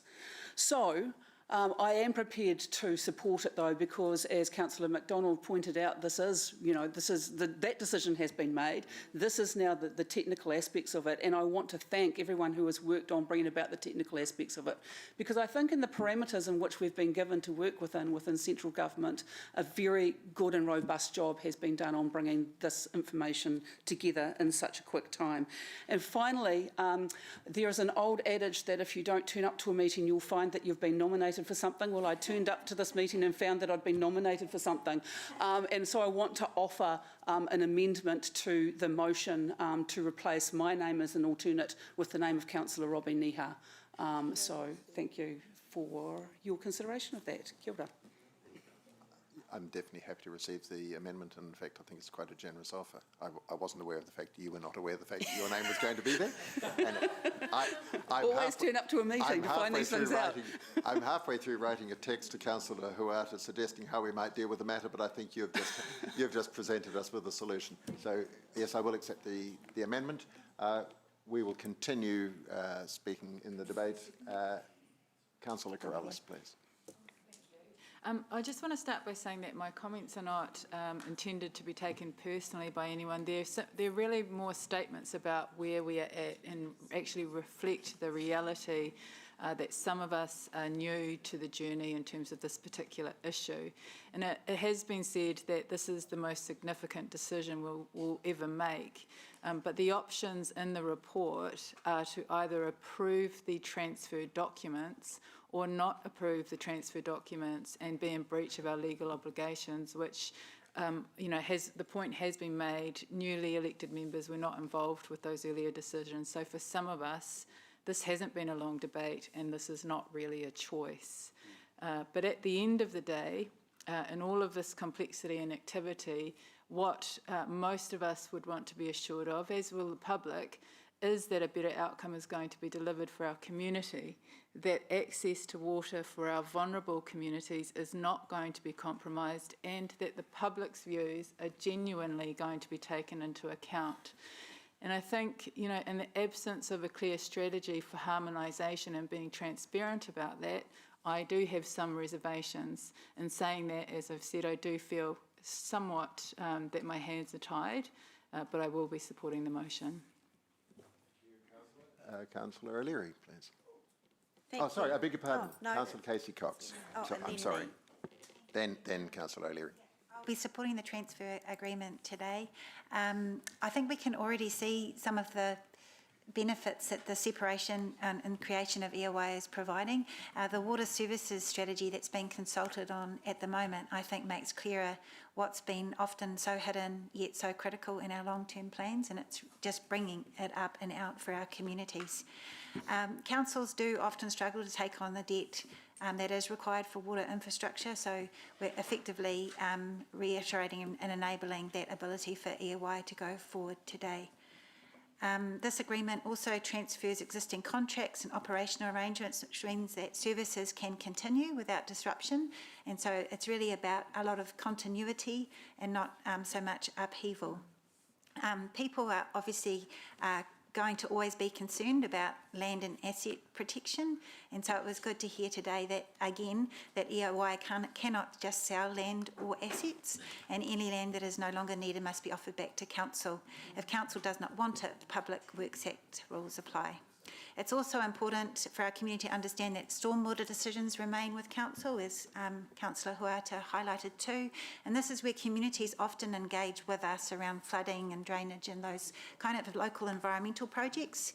So council will continue to decide priorities and funding, and EOI will deliver that work, which I think is really important for our communities to understand. But thank you to the EOI team for all their work and their answers to many questions, and I feel confident that we've got a relatively or as foolproof as possible transfer agreement to agree to today.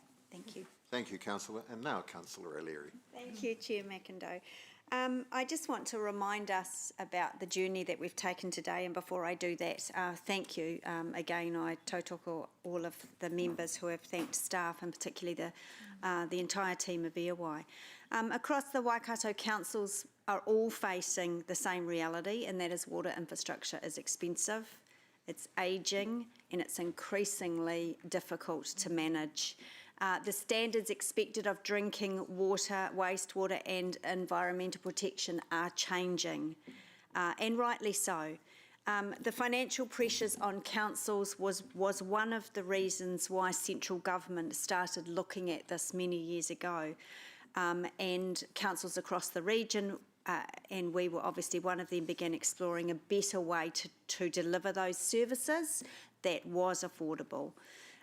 The original intent was around establishing a regional water organisation, and this council tried many, many years ago with a very successful model, and unfortunately politics got in the way. This time, today, on this day, we will make a different decision. By bringing infrastructure, expertise and long-term planning that our region absolutely needs, we will manage risk better and we will deliver the services more efficiently than if we go this alone. So as we look at the decision today before us, it's really important to remember the history. It didn't begin yesterday, and I know how difficult it is for new councillors to come on board and accept the decisions, but that is how it works. Ultimately, success will be measured in very, very simple terms, and that is whether our communities continue to receive safe, reliable water services that they absolutely should expect, and whether we are managing those systems responsibly for the next generation that comes after us. So I am very comfortable in supporting this resolution, and again, thank you to all of the staff and the teams involved. Thank you, Councillor. Councillor Pike, please. Thank you, Mayor Tim. As you mentioned, this is a significant decision, and it is a transformative time for Council. The decision to establish EOI has already been made with a long history, as Senior Councillor O'Leary has clearly outlined, and we have clear obligations to continue progressing that decision. Our role today is to ensure that the transfer process is smooth, responsible and as successful as possible. This decision reflects central government's direction that councils work together to deliver infrastructure that is resilient, future-proofed and able to meet the increasing challenges we face around growth, environmental standards and investment needs. I also want to acknowledge our partners in Waikato Council, and in particular Mayor Axel, who have been part of this journey with us. Regional collaboration has been essential in getting us to this point, and it will remain important as EOI moves from establishment into operation. I also want to tautoko Deputy Mayor Taylor's comments about the acknowledgement of the work of our staff to date and the uncertainty that they have faced over the past year. Ensuring continuity of service and protecting the long-term interests of our residents must remain at the centre of this process. Community transparency and connection will be crucial moving forward.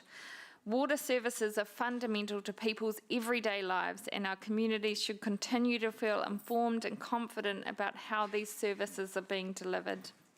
This is a major change, but it is also an opportunity to set up a system that can deliver the scale of investment and capability that we require for our future. So I'll be supporting the motion today. Ngā mihi. I think the basis of this is the fact that EOI has been put together to provide sustainable use of all the awa and its protection and value to the community as a whole. This has had a great effect on staff and fully understandable. It's probably the biggest change in council for a long time, with the volume of staff that are being moved around and facing uncertainty. Today gives them some certainty of where they're going and what we're doing as a business unit. Yes, we're in a position that we must sign it off today. It's a yay or a nay, but I also want to, at the same time, just make sure that the establishment of this is not a licence to borrow lots of money. It's not a licence to charge our customers for increases, because they are the ratepayers who put us here. So at all times, I think in everything we do, we've got to look at the people that elected us in both councils and make sure we look after them as much as we look after our business units. I will be supporting this, and I think it is a good way forward. It's just got to be well managed, which I think it will be. Thank you, Councillor. Councillor Strange.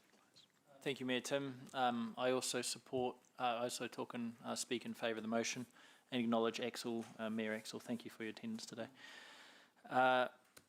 In 2016, there were some challenges in Havelock North. In terms of the drinking water, there was contamination. 45 people were hospitalised. 4 people died in Havelock North.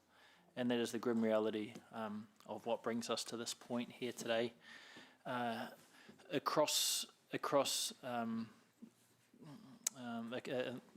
you look across the whole country, some councils were doing a relatively good job with water. Others were really struggling. Regular boil water notices. That obviously led to an inquiry.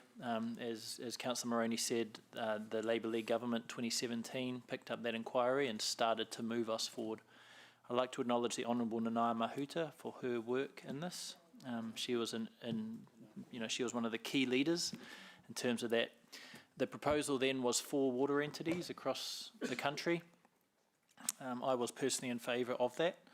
In fact, I wanted to lead us more towards even one entity where we had effectively New Zealand Water, similar to what we do with transport in terms of NZTA.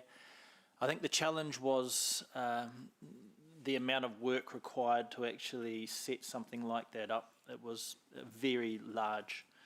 Then unfortunately it became politicised, which wasn't helpful, and we landed in the point where councils were obviously strongly encouraged, effectively mandated to work together, which is the point we're at now. Look, I think we have landed in the best place possible, but similar to Councillor Moroney, I think there was an earlier option that could have been better for our ratepayers, and I think we'll probably end up in a place at some point where we will have a nationalised water entity across New Zealand, but it's just going to take a little bit longer. Thank you. Thank you, Councillor Strange. Councillor Niha.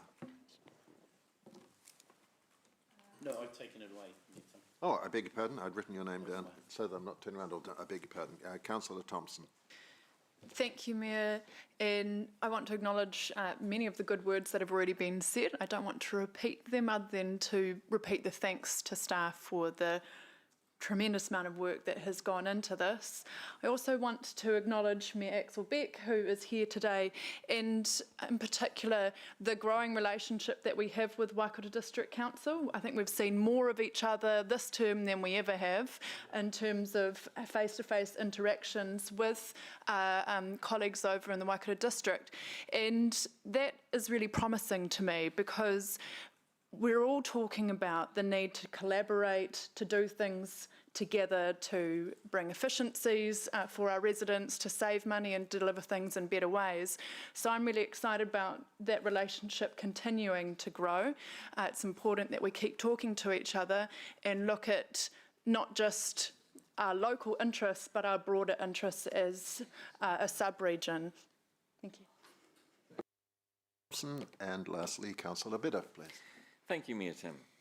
I've always held a number of concerns about the water reforms, but I've also always held a concern that elected councillors are not the best people to manage water services, which is fundamentally an engineering company.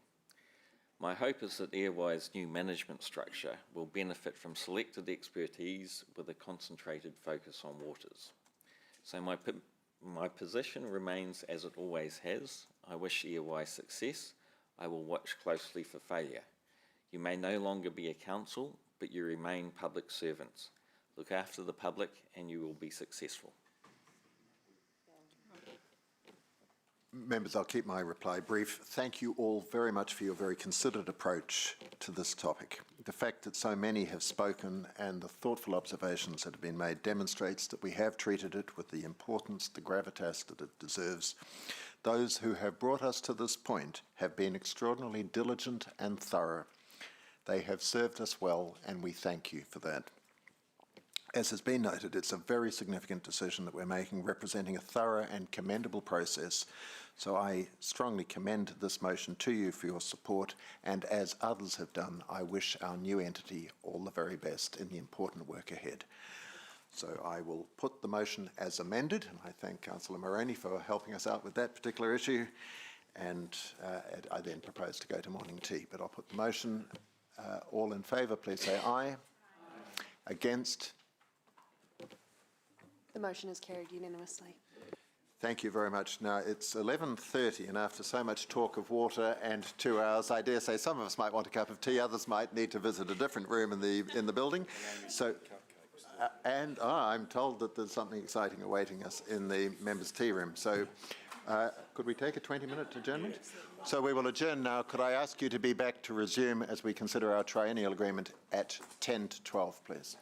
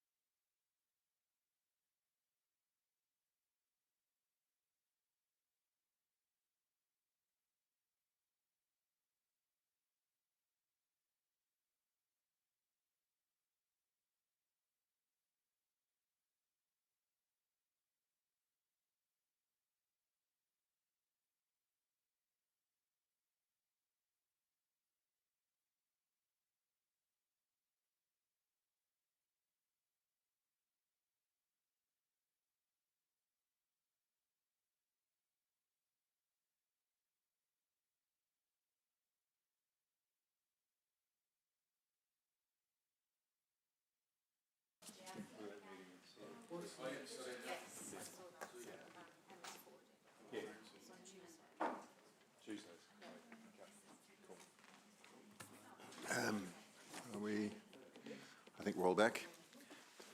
The meeting is resumed, and thank you all very much for the significant outcome that we achieved before the adjournment.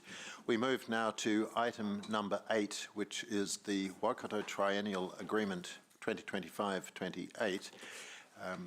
I'll just make the point before I pass over to Claire, and thank you for being here, Claire, that this establishes the framework for collaboration between the region's local authorities during the current triennium, and it is required under Section 15 of the Local Government Act 2002 that we have such an agreement. So Claire is very kindly here. She's presented a report and is available for questions, but I'll just let you highlight any points you might wish to, Claire. Thank you. Ko Claire Thorne toku ingoa. I'm the Special Projects Advisor working in the Strategic Planning and Advocacy team. So I'll take the report as read. I just wanted to highlight a few things. I guess, as Mayor Tim said, the agreement sets out the protocols for communication and coordination amongst the councils during the 3-year term. Also sets out how the key partners and stakeholders will be engaged with, and the process for consultation on proposals for new regional council activities. There are 4 strategic priorities identified in the agreement. The first one is responding and capitalising on opportunities arising from local government reform, advancing any city and regional deals, strengthening collaboration amongst all of the members of the Waikato Mayoral Forum through the region's response to water reform, as they were talking to earlier, and collaborating in the development of a regional spatial plan.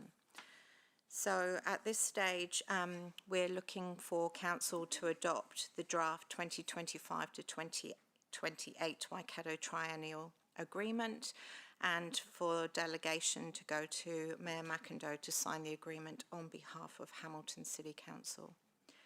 And I'm here to take any questions. Claire, are there any questions for Claire? Councillor Strange? Yeah, thank you.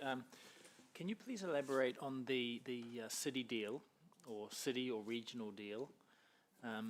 Maybe a little bit of the recent history, because I believe a deal was presented, but wasn't successful for whatever reason, and what that might look like moving forward. Okay, if I pass to Blair, he's got a lot more detailed knowledge on it than myself. Thank you. Good morning, Councillors. Jamie. So the Waikato region did submit a proposal when the government invited expressions of interest last year. That was an all of Waikato proposal prepared in a relatively short period of time. That was not selected as one of the 3 areas in the country. So the 3 areas in the country were Auckland, Bay of Plenty and Queenstown Lakes. So we received some quite valuable feedback as the Waikato, and the government have indicated that they wished to select one area by late last year and a further 2 by the end of this year. Interestingly, there's no announcement being made, although if you look at Waikato Times stuff today, there's actually an article that suggests that Auckland has been identified for this first deal, and it's going to be announced publicly in the next couple of weeks. There's an article about that.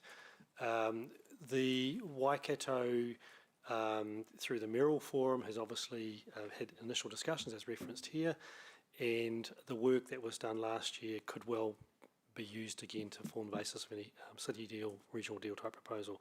What I would say to this council is, irrespective of us not being selected for a deal, from a Hamilton metro area, sort of future-proof area, we're getting on and progressing a number of things as if there was a deal in place.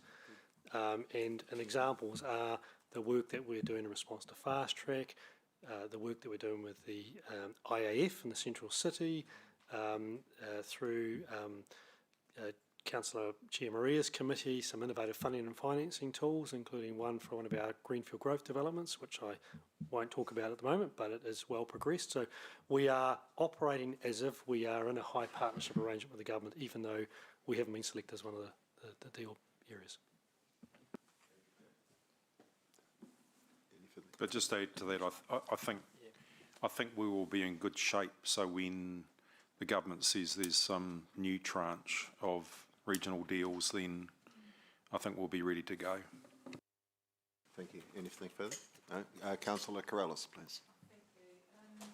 I want to invite comment about how the mechanisms in the agreement will ensure accountability for delivery of the Mayoral Forum work programme. Thank you.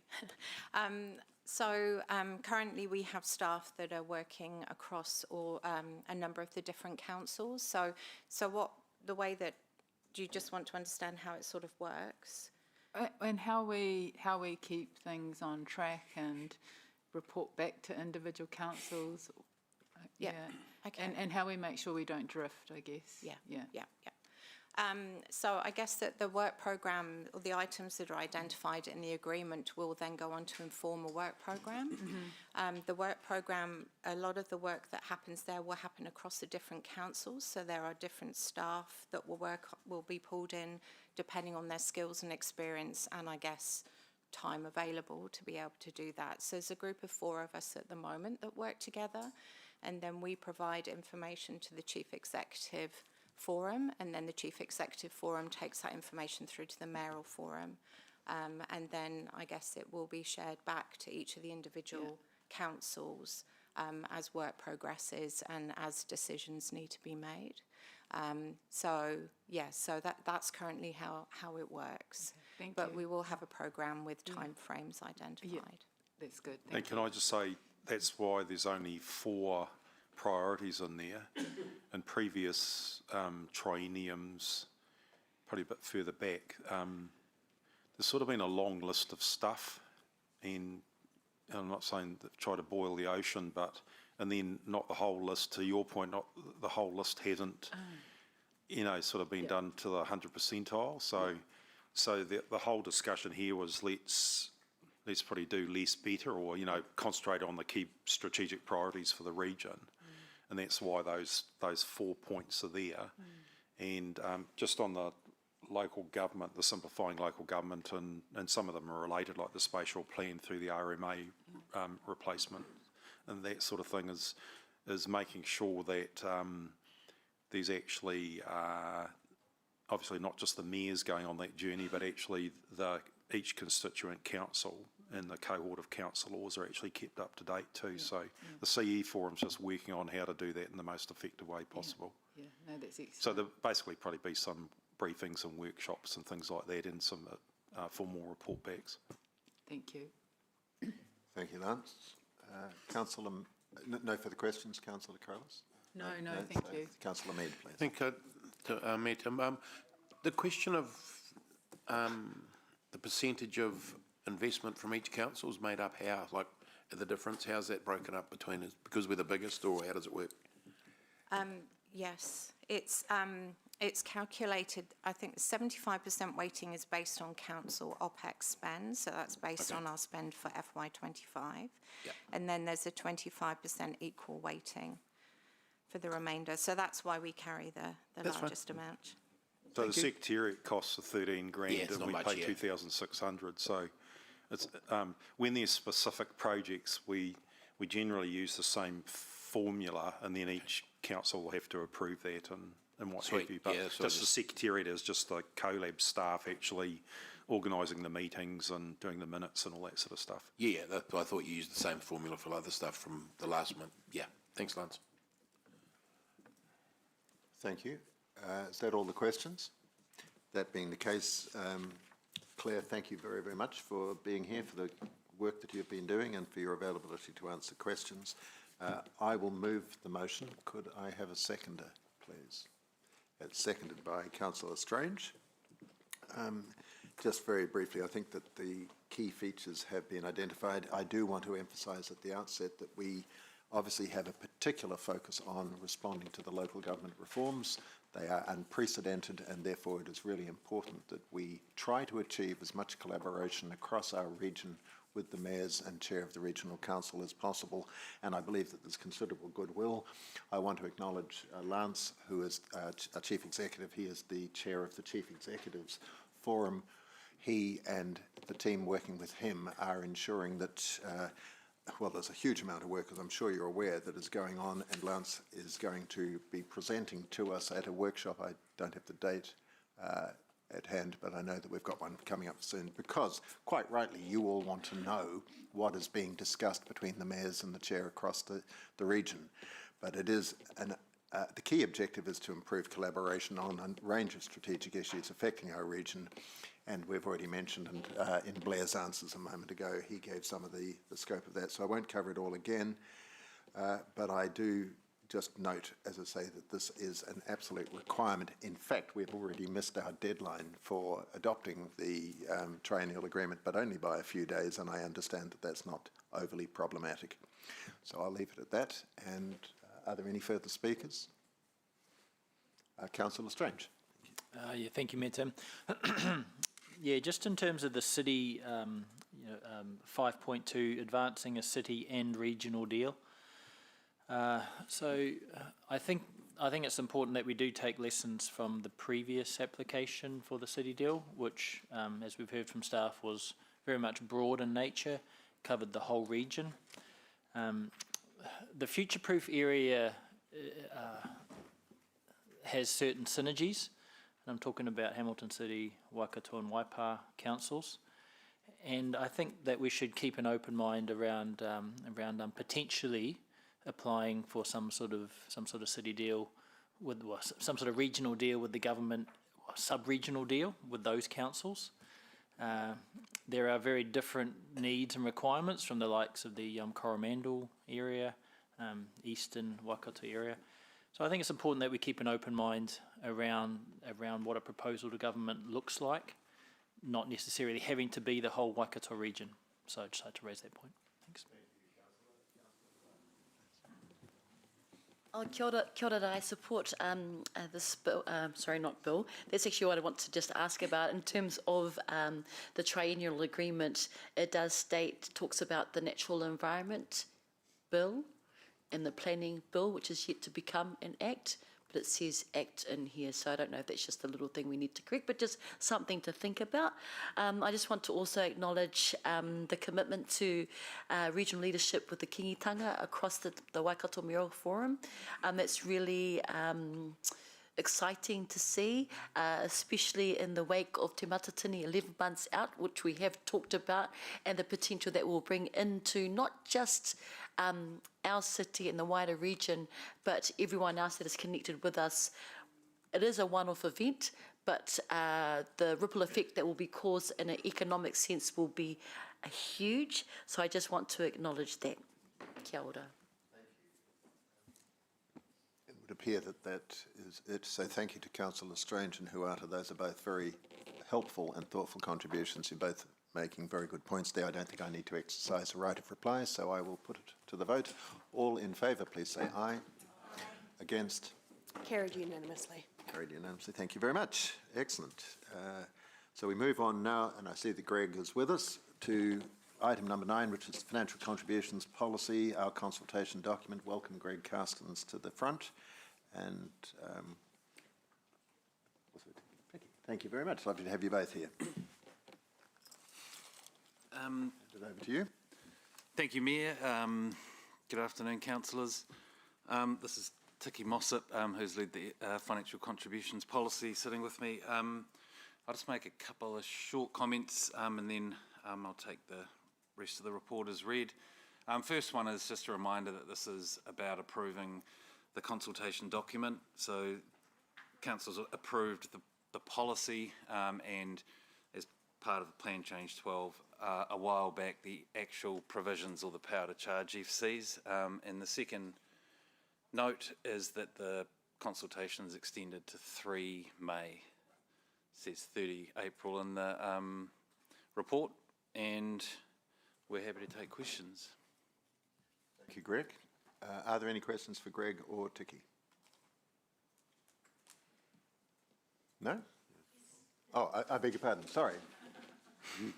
I do beg your pardon. Councillor Moroni, followed by Councillor McDonald.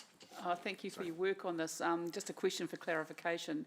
You talked about that the policy has already been approved, but we have a draft policy in front of us with some tracked changes. Can you just explain where we are at in that process for me, please? The draft policy was approved at the last council meeting. The track changes were special requests that were put through and amendments that we were made as part of that approval. So that's just for your information. These are the changes that we've made since the last council meeting as directed. So does that mean when we address this item on the agenda, we will be approving those track changes? Technically, council has already approved the policy. I believe, Amy, maybe you can help? It would be my take, councillors, that at the last meeting you approved the draft policy with requested changes. The staff have just advised you, here are those, showing you that the changes have been made as directed. So what you have in front of you is the draft policy approved by the last meeting, Right, so which is now going to public consultation. Thank you. So the resolution covered those amendments being made. That's correct. At the time. Thank you. That's my understanding as well. Thank you, Blair. Thank you, Tuki.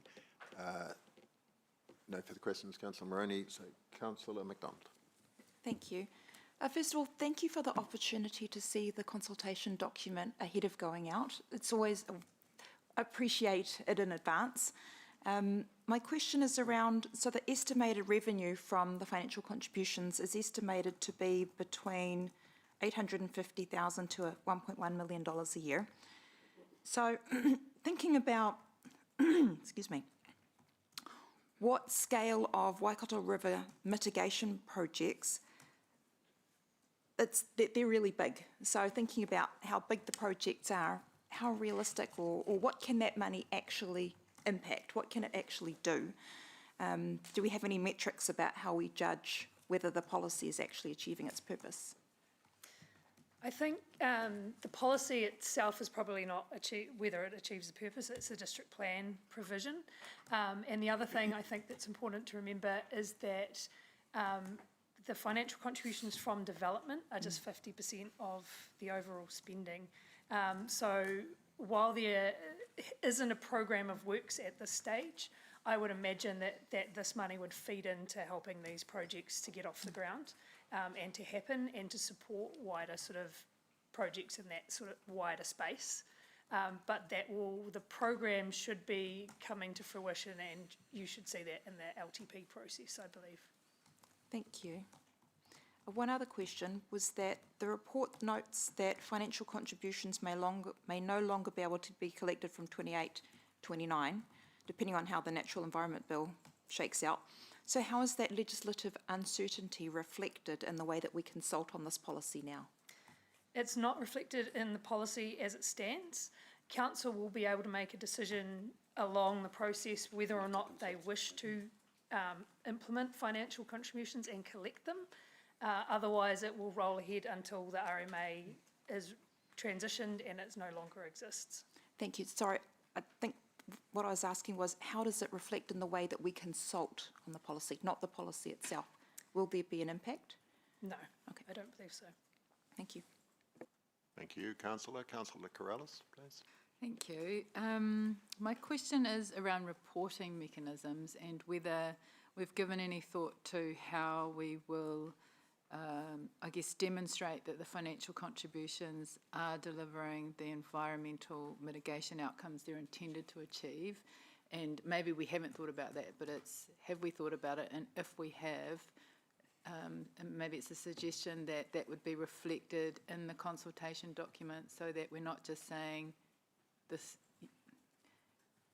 you know what I'm getting at, just to give the public confidence that that the money, they will have an assurance that the money is going towards where we say it's going to go. Yeah. That's an excellent point, Yeah. and it's something that I think they will need to consider as part of developing the program and how we then report back on it to elected members and to the public, because it is absolutely necessary that there is a degree of transparency around how that money is spent and what it's achieving. Yeah, thank you. Councillor Strange. Thank you. Yeah, my question is in terms of context, in terms of what other councils are doing. Is this a discussion that's taking place right across New Zealand at the moment, in terms of councils? To be fair, I'm unsure. Waipa has FCs and they have them in place already.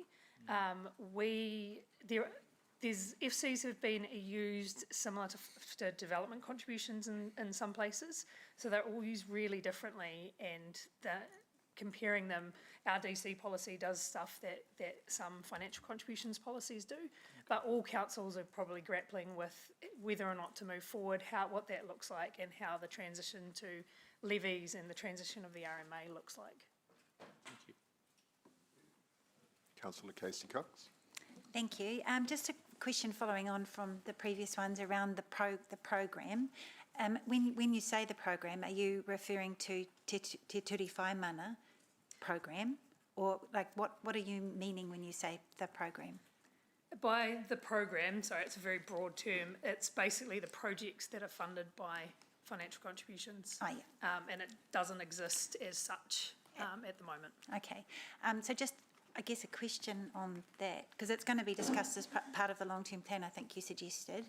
But so there is a lot of programs around caring for the river, and I imagine, would we then in that process be working with our partners like the Waikato River Authority, for example? I would imagine so. That has been our strong recommendation to the teams involved in the development of the program, that Tainui is the natural partner and absolutely must be part of their conversations, but it's not something that actually sits with the policy side of the team. That's all right. Thank you. Yeah. That appears to end the questions. Greg and Tiki, thank you both very much for being here and for your answers, nice crisp answers to the various questions. Councillors, I'm conscious today that I think I have moved every motion so far in this meeting, and so in order to dispel the idea that I am running some sort of benevolent dictatorship, or even perhaps an autocratic one, could I call for somebody else? It's been moved by Councillor Huata, seconded by Councillor Casey Cox. I will open it up now for debate. No debate?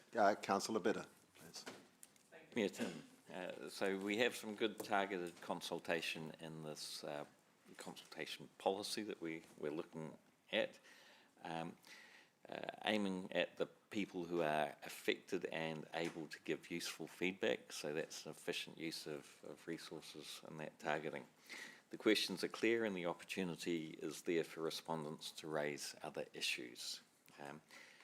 FCs are charged on the number of bedrooms, which is why that's in the consultation policy document, as a measure of the impact of the house. More bedrooms equals more people equals more impact. The challenge is the definition of a bedroom, which is defined by what is not a bedroom, which is a very difficult way of dealing with it. And this has caused problems with development contributions in the past. But alternative definitions can also cause other problems, hence the consultation question, to see if the affected people can actually help us with a definition. So that's a good approach for consultation. I support that, and I am satisfied that the consultation process is ready to start. Thank you, Councillor Bidder. I'm wondering whether perhaps the definition could include when we dispatched from the bedroom into the dog box. Perhaps that might help us. Councillor McDonald, please. Thank you. I consider financial contributions to be a legitimate tool if they are transparent, proportionate and clearly linked to the outcomes that they're intended to achieve. The core of this item is whether this policy is clear, credible and fit for the purpose it's meant to serve, and whether that is effectively communicated in the consultation document. Because this goes directly to the credibility of the policy. If we're going to ask people to contribute financially, the purpose of that contribution and the outcomes that that money is intended to support need to be clearly understood. I think they've done a good job, and I support releasing the consultation document so that these issues can be properly tested through public consultation before Council considers its final policy. Thank you. Councillor McDonald and Councillor no, not required. There would appear to be no further speakers. Councillor Bidder. Oh, no, sorry, the move of the motion. Do you wish to exercise a reply? No. No. There being no further discussion, then I shall put the motion. All in favour, please say aye. Against? Carried unanimously. Thank you very much. We're doing well. Thank you all for your contributions. We move on now to item number 11, which was a late addition to our agenda, and I acknowledge the comment that was made earlier about the fact that it's preferable for that not to happen. In this case, I think it was unavoidable. Sigurlín, is she able to come forward? No? So who's speaking to this? Greg, you're able to? Oh, no. Do you just want to take a declaration from Sarah while I figure out what's next? Take a declaration from Sarah? Yeah, she's going to do a declaration of interest. Oh, okay. Councillor Thompson, I understand you wish to make a declaration. Yes, so I have an interest in this item. I feel as chair of Community Waikato, so I am going to sit in the back seats on this one and not participate in the debate. Thank you for that, erring on the side of caution. Are we needing to perhaps... Janet, Sigurlín available? Or can you do it? If we took it as go to questions. Well, if she's a couple of minutes late, there's something I could just cover while we give her time. Is she far away, do you know? She's meant to be here. Right. Well, look, just while we try to track her down, because it would be desirable to have her here if possible. Members, I should have done this at the outset, but I just would crave your indulgence for a moment, please, if I could acknowledge with considerable sadness the death at the weekend of Emeritus Professor Asad Mohsen. Many of you will have known Asad. He was a very fine man for many, many years. He was the president of the Waikato Muslim Association. He was a highly respected member of the staff at the university, and the university has been flying their flag at half-mast to acknowledge his passing in recent days. Some of you will know that he was the recipient of a Hamilton City Civic Award in 2022, and then in last year he was the recipient of a Royal Honour. So that gives you an indication of the manner in which he was held right throughout our country. So I not only wish to put on record, as Councillor Pike and I have already done through the issue of a media release earlier this year, the sadness of Hamilton City. But in particular, I just want to acknowledge a moment in time that was hugely significant in our nation's history, and that was the terrible tragedy, the horrific circumstances of the mosque massacre in March of 2019. And I believe that in large part it was thanks to Asad's courage, grace, dignity and leadership that our community came together in a way that was extraordinarily affirming, not only for our Muslim community, but for the community as a whole. This was one of the most traumatic events that's ever happened in our history. And to him goes much of the credit for the way in which our community came together.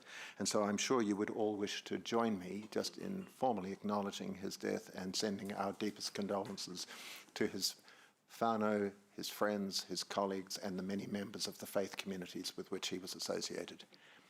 Thank you for that. And now, Sigurlín, welcome to our meeting. We will return to the late report item on our agenda, the draft submission to the Well Energy Trust. I invite you to speak to it, and then I hope you'll be available to take some questions. Thank you, Mayor Tim. Tēnā koutou. I'm pleased to present today a submission draft on the Well Energy Trust Draft Annual Plan 26-27. As a majority capital beneficiary, it's important that Hamilton City Council provide feedback. A submission has been prepared focusing on the last 3 years, where we emphasize constructive engagement, recognition of the trust stewardship role, and increasing clarity about the council expectation as the principal capital beneficiary. We continue to seek a collaborative, proactive approach to this aspect. However, for this year, our focus is really to gain more traction around the following point. First of all, the capital beneficiary value and return. We do support the continuation of the Capital Beneficiary Project Fund, 1.5 million, and encourage the Trust to further consider strategic multi-year grants so it better enables priority long-term projects delivering intergenerational outcomes. We also like to gain more traction around the strategic capital investment pathway. In 2073, the trust will wind up, and the funds will be distributed to its capital beneficiary in specific proportion. Hamilton City Council will get 63%, Waikato District Council will get 35%, and Waipa District Council will get 2%. We seek a better balance between present-day benefit with long-term intergenerational outcomes, with the need to review disproportionality in relation to balancing present-day and long-term benefits. We welcome the opportunity for early joint planning for priority citywide project and consideration for a multi-year funding approach. We also like to get more traction on early engagement and planning alignment. We see the need for early engagement for the submission, but also all year round consultation. As we know, the months leading to November represent the most influential period for shaping council long-term budget and priorities, after which opportunities for fundamental change are significantly constrained. We also like to get more traction on the community grants and equity outcomes. We know the increase in some grant allocation and the increase in total electricity discount. While recognizing the value of the discount program, we will continue to advocate for a shift toward a more targeted and equitable support through a grant mechanism. We like to see emphasis on balancing distribution and monitoring the dividend discount policy for fitness of program, and potentially suggesting a targeted discount program for those in need. Lastly, we'd like to gain more traction on climate, energy, and community well-being. We see a continued alignment and partnership opportunities in climate action, energy efficiency initiative, and reducing energy hardship, consistent with the Trust action priorities and KPIs. In summary, while the Capital Beneficiary Project Fund has enabled our two organizations to strengthen our working relationship, early and proactive engagement will enable us to explore further options for multi-year and/or strategic investment pathway for significant intergenerational projects to take place before the Trust is to wind up in 2073. Thank you, Mayor. Thank you, Sigurlaine. Appreciate that. We have some questions, beginning please with Councillor O'Leary. Macindoe, I don't have a question, but I just have a comment on the process that was followed, just in terms of the timeline. I can wait, I can do it in my debate if you want. I just wanted to cover off Councillor McDonald's concerns in the previous items around late items. Right. But up I to think you. still if you could wait till debate. It's not really a debate, but I'll just comment then. Stick to questions, but I'm happy to accept that comment in debate. Councillor Strange? Yeah. So we're questions at this point. Yes, questions. Also, I'd just like to acknowledge I was a member of the Trust. I'm no longer a member, so there's no conflict that I see. Questions. The first one is, in terms of this council submission, as it relates to the submissions of the other two capital beneficiaries, were there any discussions with the other capital beneficiaries around any potential synergies in terms of submissions, or did we do this completely independent of those? We did this one completely independent. The time frame was pretty tight. We received the submission request on the 26th of February with a council report the following week on the 6th of March and presenting today. So the time frame has been pretty tight and we haven't consulted with the other beneficiary. Yeah, it's just an update on that. I have spoken to the two chief executives and given them a heads up on what's in our draft submission. Okay. And I'm not sure what they've put in their submission. We'd have to find out and let you know. But they actually thought ours was in line with their thinking as well. Okay. Oh, yeah, that sounds positive. Point number 7, it says we note increases in some grant allocations. Then I was looking over at those increases, seems like a very small increase. But was there any consideration to saying we support increases in some grant allocations rather than we note? Because it seems like the overall feeling of the submission is to basically get that balance in terms of keeping discounts, but while also increasing grants. We could consider that wording. The thing with this submission is we really wanted to focus on the multi-year project investment and discussions around that, and the early and ongoing engagement to fit the LTP deadlines. That was the main point of concern for us. So we didn't have strong views on the level of the increase. Okay.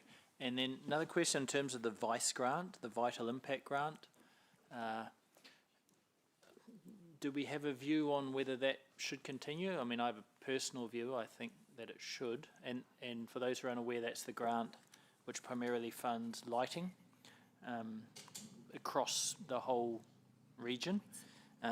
It's been utilised primarily by sports organisations for flood lighting, but it could be used for other lighting opportunities.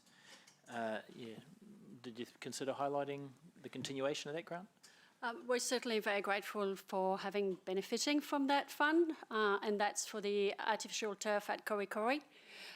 Personally, I think it's a very specific fund with very specific criteria, and therefore the reach for that fund might be minimal.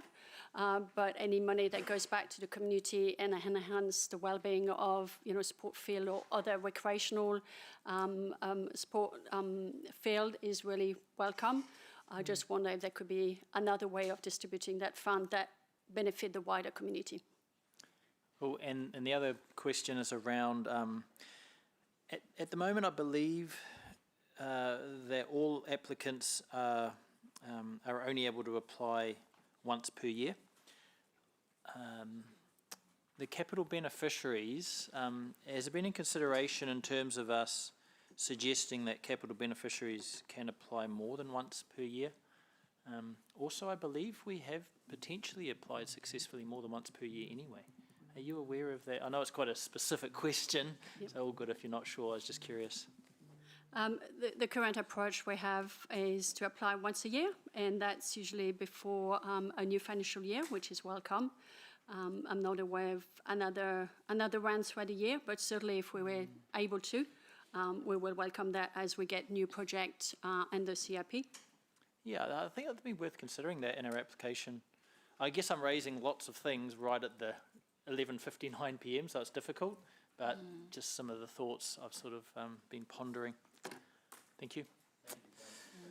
So I'm just going to jump in here because you may not be aware of the fact that I can't actually get my name up onto the board for questions, and I had attempted to do so and it disappeared. So, Sigaline, can I just ask you a couple of quick questions? Were you listening to the presentation we had during the public forum at the start of today's meeting when we had a ratepayer who had some concerns about the report? Yes, I was. You were.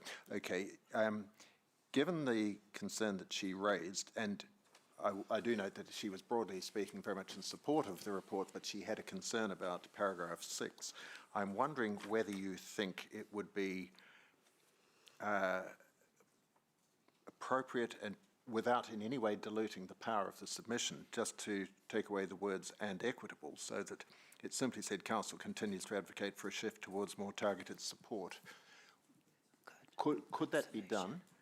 I mean, obviously it would have to be subject to the agreement of all councillors, but I'm just trying to find a constructive way of acknowledging a concern that I think had some validity, but nevertheless we are still well, I'm assuming we are still very much broadly in support of the policy.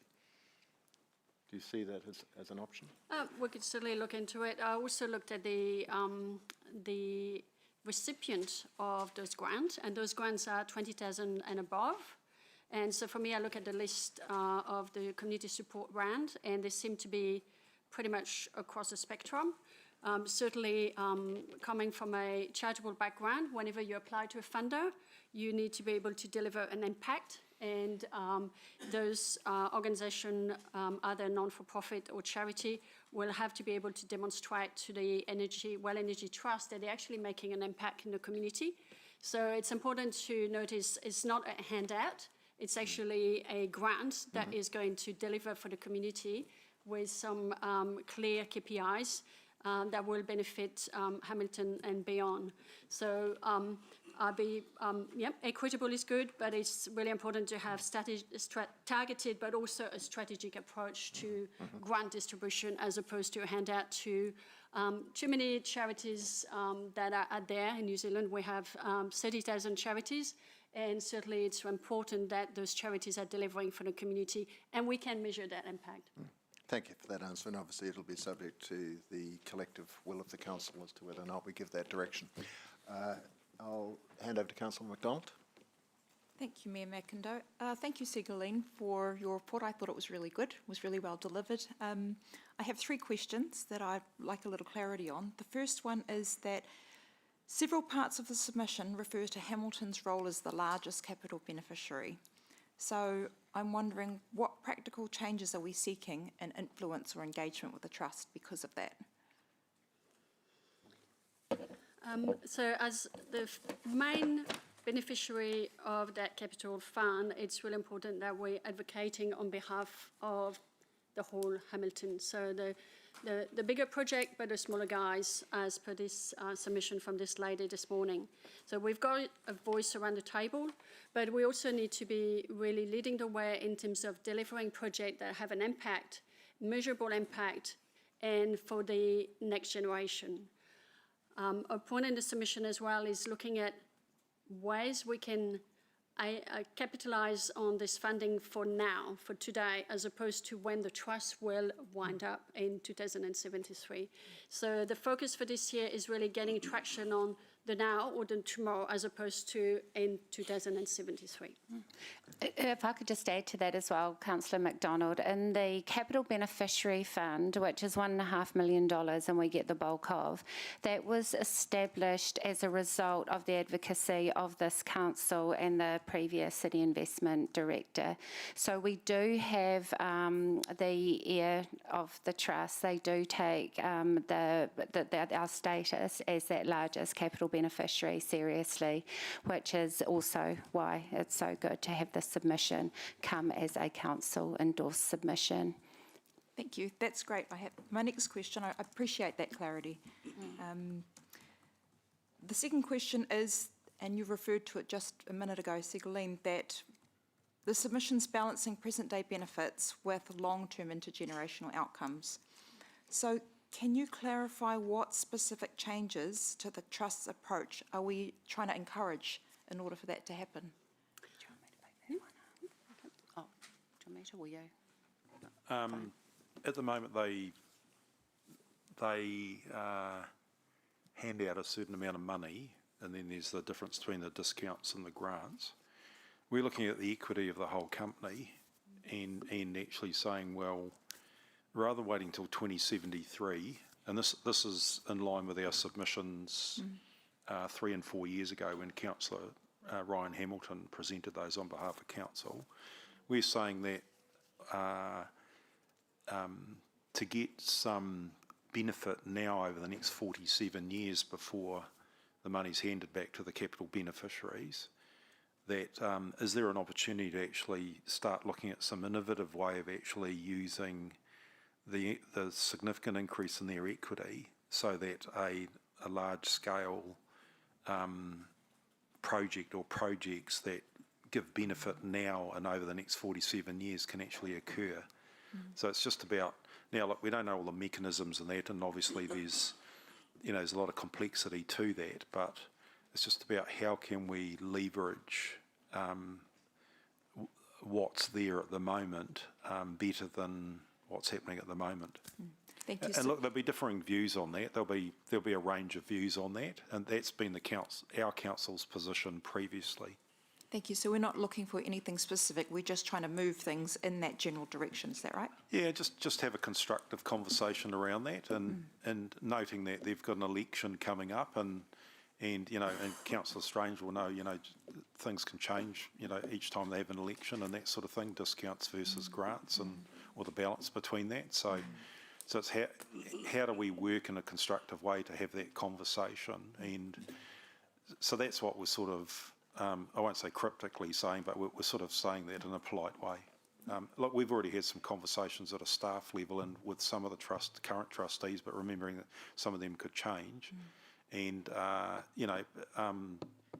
my experience with the trust over the last 4 years is that they're open to having that conversation. Thank you. And just picking up on the comments about discounts versus grants. So the submission notes the value of the discounts, but also suggests a shift towards more targeted grants. So is the intent of our submission that the balance between those mechanisms will change over time, or are we expecting it to be similar to what it is today? We're moving it towards more grants? Well, that has happened over the last wee while, and what we're saying is that as a council, and this council might have a different view on that, we've actually supported that shift in the balance, and obviously, there's always the constraints around what the investment portfolio of Well Energy Trust is actually earning with, everything going on in the world and what have you at a particular time. So what we're saying, we've actually supported that shift to get more of a balance between discounts and grants. Now, look, and as I said, there'll be, people who have philosophical views on that. Thank you. Councillor Bidder. Thank you, Mayor Tim. Sigalini, firstly, a good report. There's only one area that I'm looking at for questions, which is actually expanding on Mayor Tim's questions related to the public forum. And these are not well-formed questions, but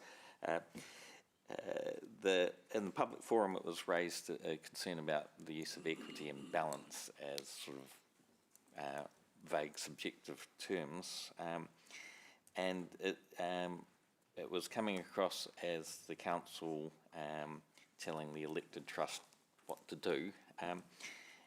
What do you think of the trust's ability to assess grant applications? Is that, do they do a good job assessing that without council trying to direct them? Successful applicant, I certainly see a diversity of organisation that have been able to benefit from that grant. So they're certainly looking at the wider spectrum. So, yeah, I think it's quite diverse, and I believe they do a good job. Yeah. And is there any coordination between council and Well on grants?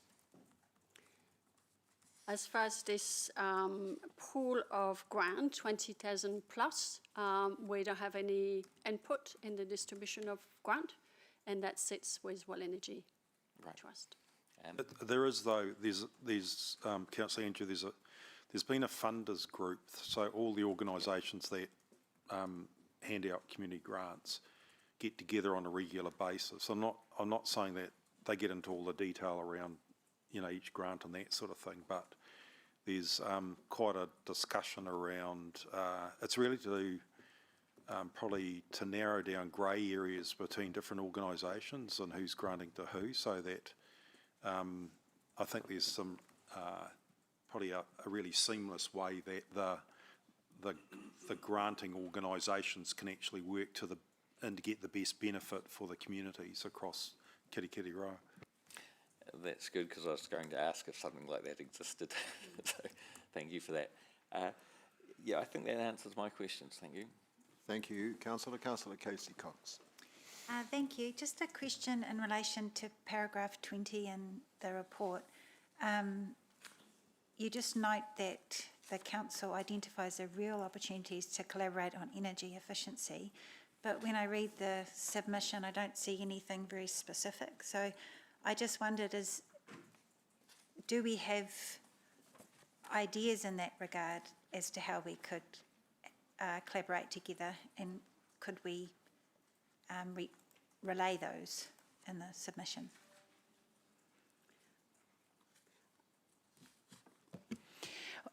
It's an area of priority for us as council, and we did want to make that point in the paper. We don't have ready-made projects that we have at top of the list at this point, you know, should they prioritise that and put more funding into it. But we would not have a shortage of projects that could be recommended. Okay. I think we can reiterate some of those things in the verbal submission. So Yeah, when I've gone to okay. present with elected members, then there's quite often they're very interested in Hamilton City coming along, and Jamie and others have grilled me in the past and that sort of thing. But I think that's where you can make those suggestions, and I've found the questioning's been really good about, you know, where does the council see the priorities and those sorts of things, even if it may not be in detail in our submission. So there is opportunity to elaborate in those submissions. Okay, thank you. Councillor Mead.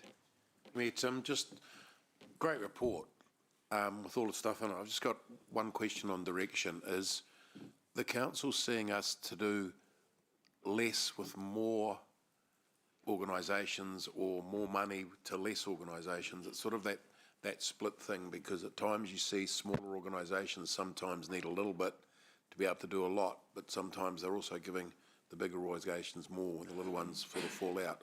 It's a bit double-sided, but where do we sit? I know we'd like to help both, but we can't do everything, can we? Yeah, well, we want to do more together.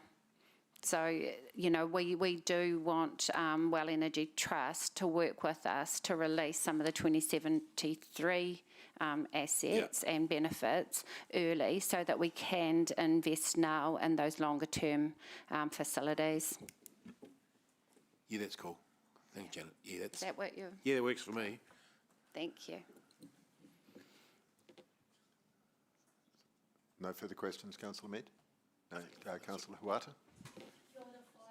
Can you please help me pronounce your name correctly, first off? Thank you. Ségolène. Ségolène. Ségolène. And where's that from? From France. Ségolène. Ségolène, Councillor Bitter asked about the ability of the trustee to make good and sound decisions, and you replied that it's quite diverse.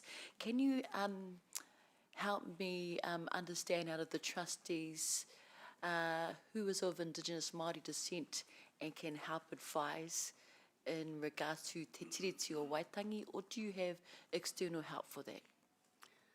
I believe one of the trustees will be involved in that decision making, but I'm not across the board when this decision has been made, so I probably will need to come back to you with some background information. Yes, please. Thank you, Ségolène. Councillor Corrales?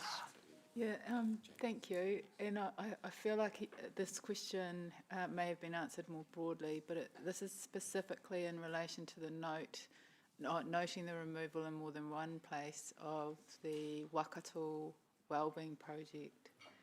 And my question is, do we have a view on that, and should we have a view on that, given they do provide a annual State of the Nation report?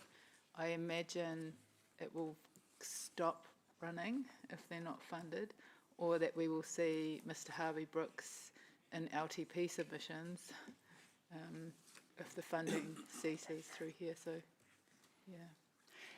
We've been working with Harvey Brooks around what it might look like in the future. There is a plan to restructure in light of the end of funding from Well. We also participated in the review, and we're very supportive of many aspects that they deliver. Okay, thank you very much. Thank you. Thank you. There appear to be no further questions. Ségolène, pardonnez-moi for my earlier mispronunciation of your name, and merci beaucoup for your very good presentation and answers to our questions, and also to Janet. I have no idea how you say Janet in French, but we appreciate you both. Before we move into debate, could I have a mover and seconder for this motion, please? Yes, moved by Councillor Corrales, seconded by Councillor Casey Cox. It is therefore open now for debate. Councillor Corrales, do you wish to speak? Does anyone need or wish to speak? Councillor Liu?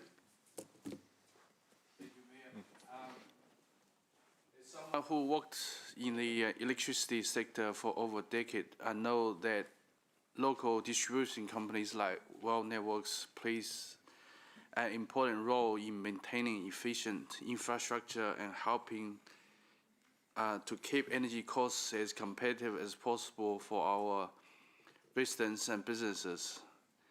As the principal capital beneficiary, Hamilton has a strong interest in ensuring Well Trust investment deliver long-term value for our community.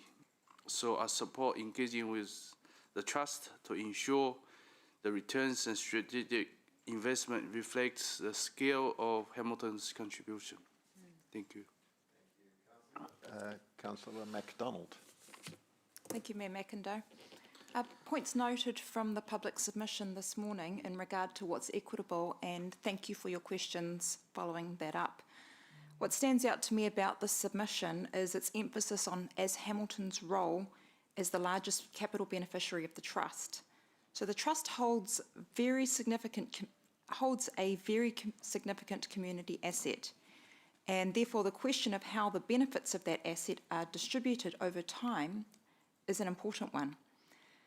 The submission touches on that through references to capital growth, investment returns, and the balance between present-day benefits and intergenerational outcomes.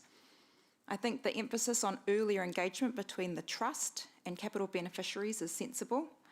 Aligning those conversations more closely with council planning cycles could help ensure that investment decisions and community priorities are better understood on both sides. I think the submission is constructive, and I'm happy to support it. Councillor MacDonald. Councillor Casey Cox. I agree that the submission is constructive, and I definitely support it. I want to acknowledge the huge benefits that Well Energy has with their grants to our community organisations, and if they weren't there, we would be getting asked to fund more. So we definitely need to have their partnership in that work. And I guess the point is that to acknowledge the value of the discounts, but in relation to the grants, it's acknowledging what we can achieve collectively together, and that's the difference there. And I also agree with our suggestion to release the 2073 benefits early so that we can invest early. And it's particularly critical, I think, in what that might be able to enable in terms of climate mitigation projects and adaptation projects, because arguably in 2073 we will be facing a much harsher world if we don't make those investments now. Thank you. Thank you, Mayor Tim. Having been on the Trust, obviously not on the Trust at the moment, having a little bit more insight into it, there is a constant tension between discounts and grants. And if you look at the history of the Trust, there's been various times where you have had trustees who have leaned more towards grants and other times lean more towards discounts. So every iteration, every 3 years, the trustees come together and they effectively decide where they sit. There was a trust led by Mark Engel, would have been about 6 years ago, and they decided to abolish the discounts. They were subsequently not re-elected, which was a message that discounts are important to the community. At the same time, grants are equally important to the community as well. And the word equitable and the aspect around equity that we heard from the submitter this morning and we see in this submission, I'm not sure that's the right word. I think the right word is around targeting, because some people will say, well, why should everybody get a discount when some don't actually need that discount?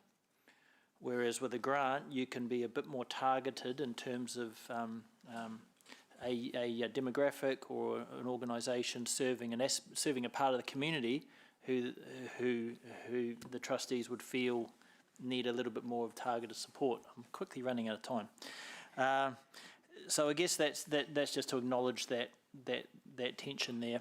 I agree with the support around, agree with the submission around intergenerational nature. It's difficult because if the feeling around this table is more towards grants than discounts, then I think our submission should be stronger in terms of in terms of that, like for example, support rather than note, which I asked in the question. But we haven't really had the time to really sort of tease that out in terms of how hard we decide to push on the submission. Thank you. Councillor Strange, Councillor O'Leary. Yeah, thank you. I'm just going to use my debate time as my only opportunity to just comment on the process for submissions because I heard concerns from Councillor McDonald and possibly others, I can't remember, around late items, but we do have a full process for submissions. There are currently 10 submissions on in our diligent packs that are live with external organisations, and they're also on our website, so there is availability for all elected members to have eyes over. But we received the opportunity to submit on this on the 25th of February. It was presented to me on the 26th of February, and under our process that then goes to the Chair's meeting first. There was 3 working days to get it there, and then there were 2 working days to get it onto the agenda. So staff have worked really quickly. Unfortunately, none of us manage external organisations' timelines, and they come thick and fast, and there is a whole lot more going to be coming at us. But the chairs felt it was really important, and clearly it has been, to be a late item because there's been lots of questions on the submission today. So it's not a perfect science, unfortunately, and sometimes they will come late, but I am certainly, having heard the conversation and the questions, glad it did come late in this occasion. It's a process that I'm continuously working with the team to try and refine. We do as best as we can. Thank you. Thank you, Councillor. Councillor Pike. Thank you, Mayor Tim. And I also want to acknowledge the work of staff on this report. Thank you. Throughout this meeting, we've spoken about the importance of partnerships and how we're stronger together, and this is another example of where that partnership approach can really make a difference. The relationship between Council and the Trust gives us a chance to think not just about immediate benefits, but how we can work together to support intergenerational outcomes for our communities. When we look at investment through that longer term lens, it opens doors to opportunities that can have lasting impacts. I agree there's always a balance to strike with direct discounts for households, and that provides real and immediate relief, particularly given the cost pressures that many families are facing. But at the same time, continuing to invest in community grants and projects that can deliver wider benefits across the region and serve our communities for decades will strengthen the social fabric of our city. So I welcome the opportunity to have this submission and work with the Trust at the earliest opportunities to maximise long-term benefits for our communities. Ngā mihi. Thank you, Councillor Pike. Just very quickly from me, I just want to return to 2 things. Councillor Strange, while I hear your suggestion that the verb note should be replaced by support in paragraph 7, personally I'm more in favour of note. I think the neutral term there is probably appropriate for that particular clause. I have also suggested that we simply delete from paragraph 6 the words "and equitable," so that paragraph would be Council continues to advocate for a shift towards more targeted support. I'm advised by governance that that could be done without there needing to be a formal amendment to this resolution. But could I just get a sort of a sense, and quite happy you might disagree with me, how many people would support the deletion of that term? How many would prefer it to remain as it is written?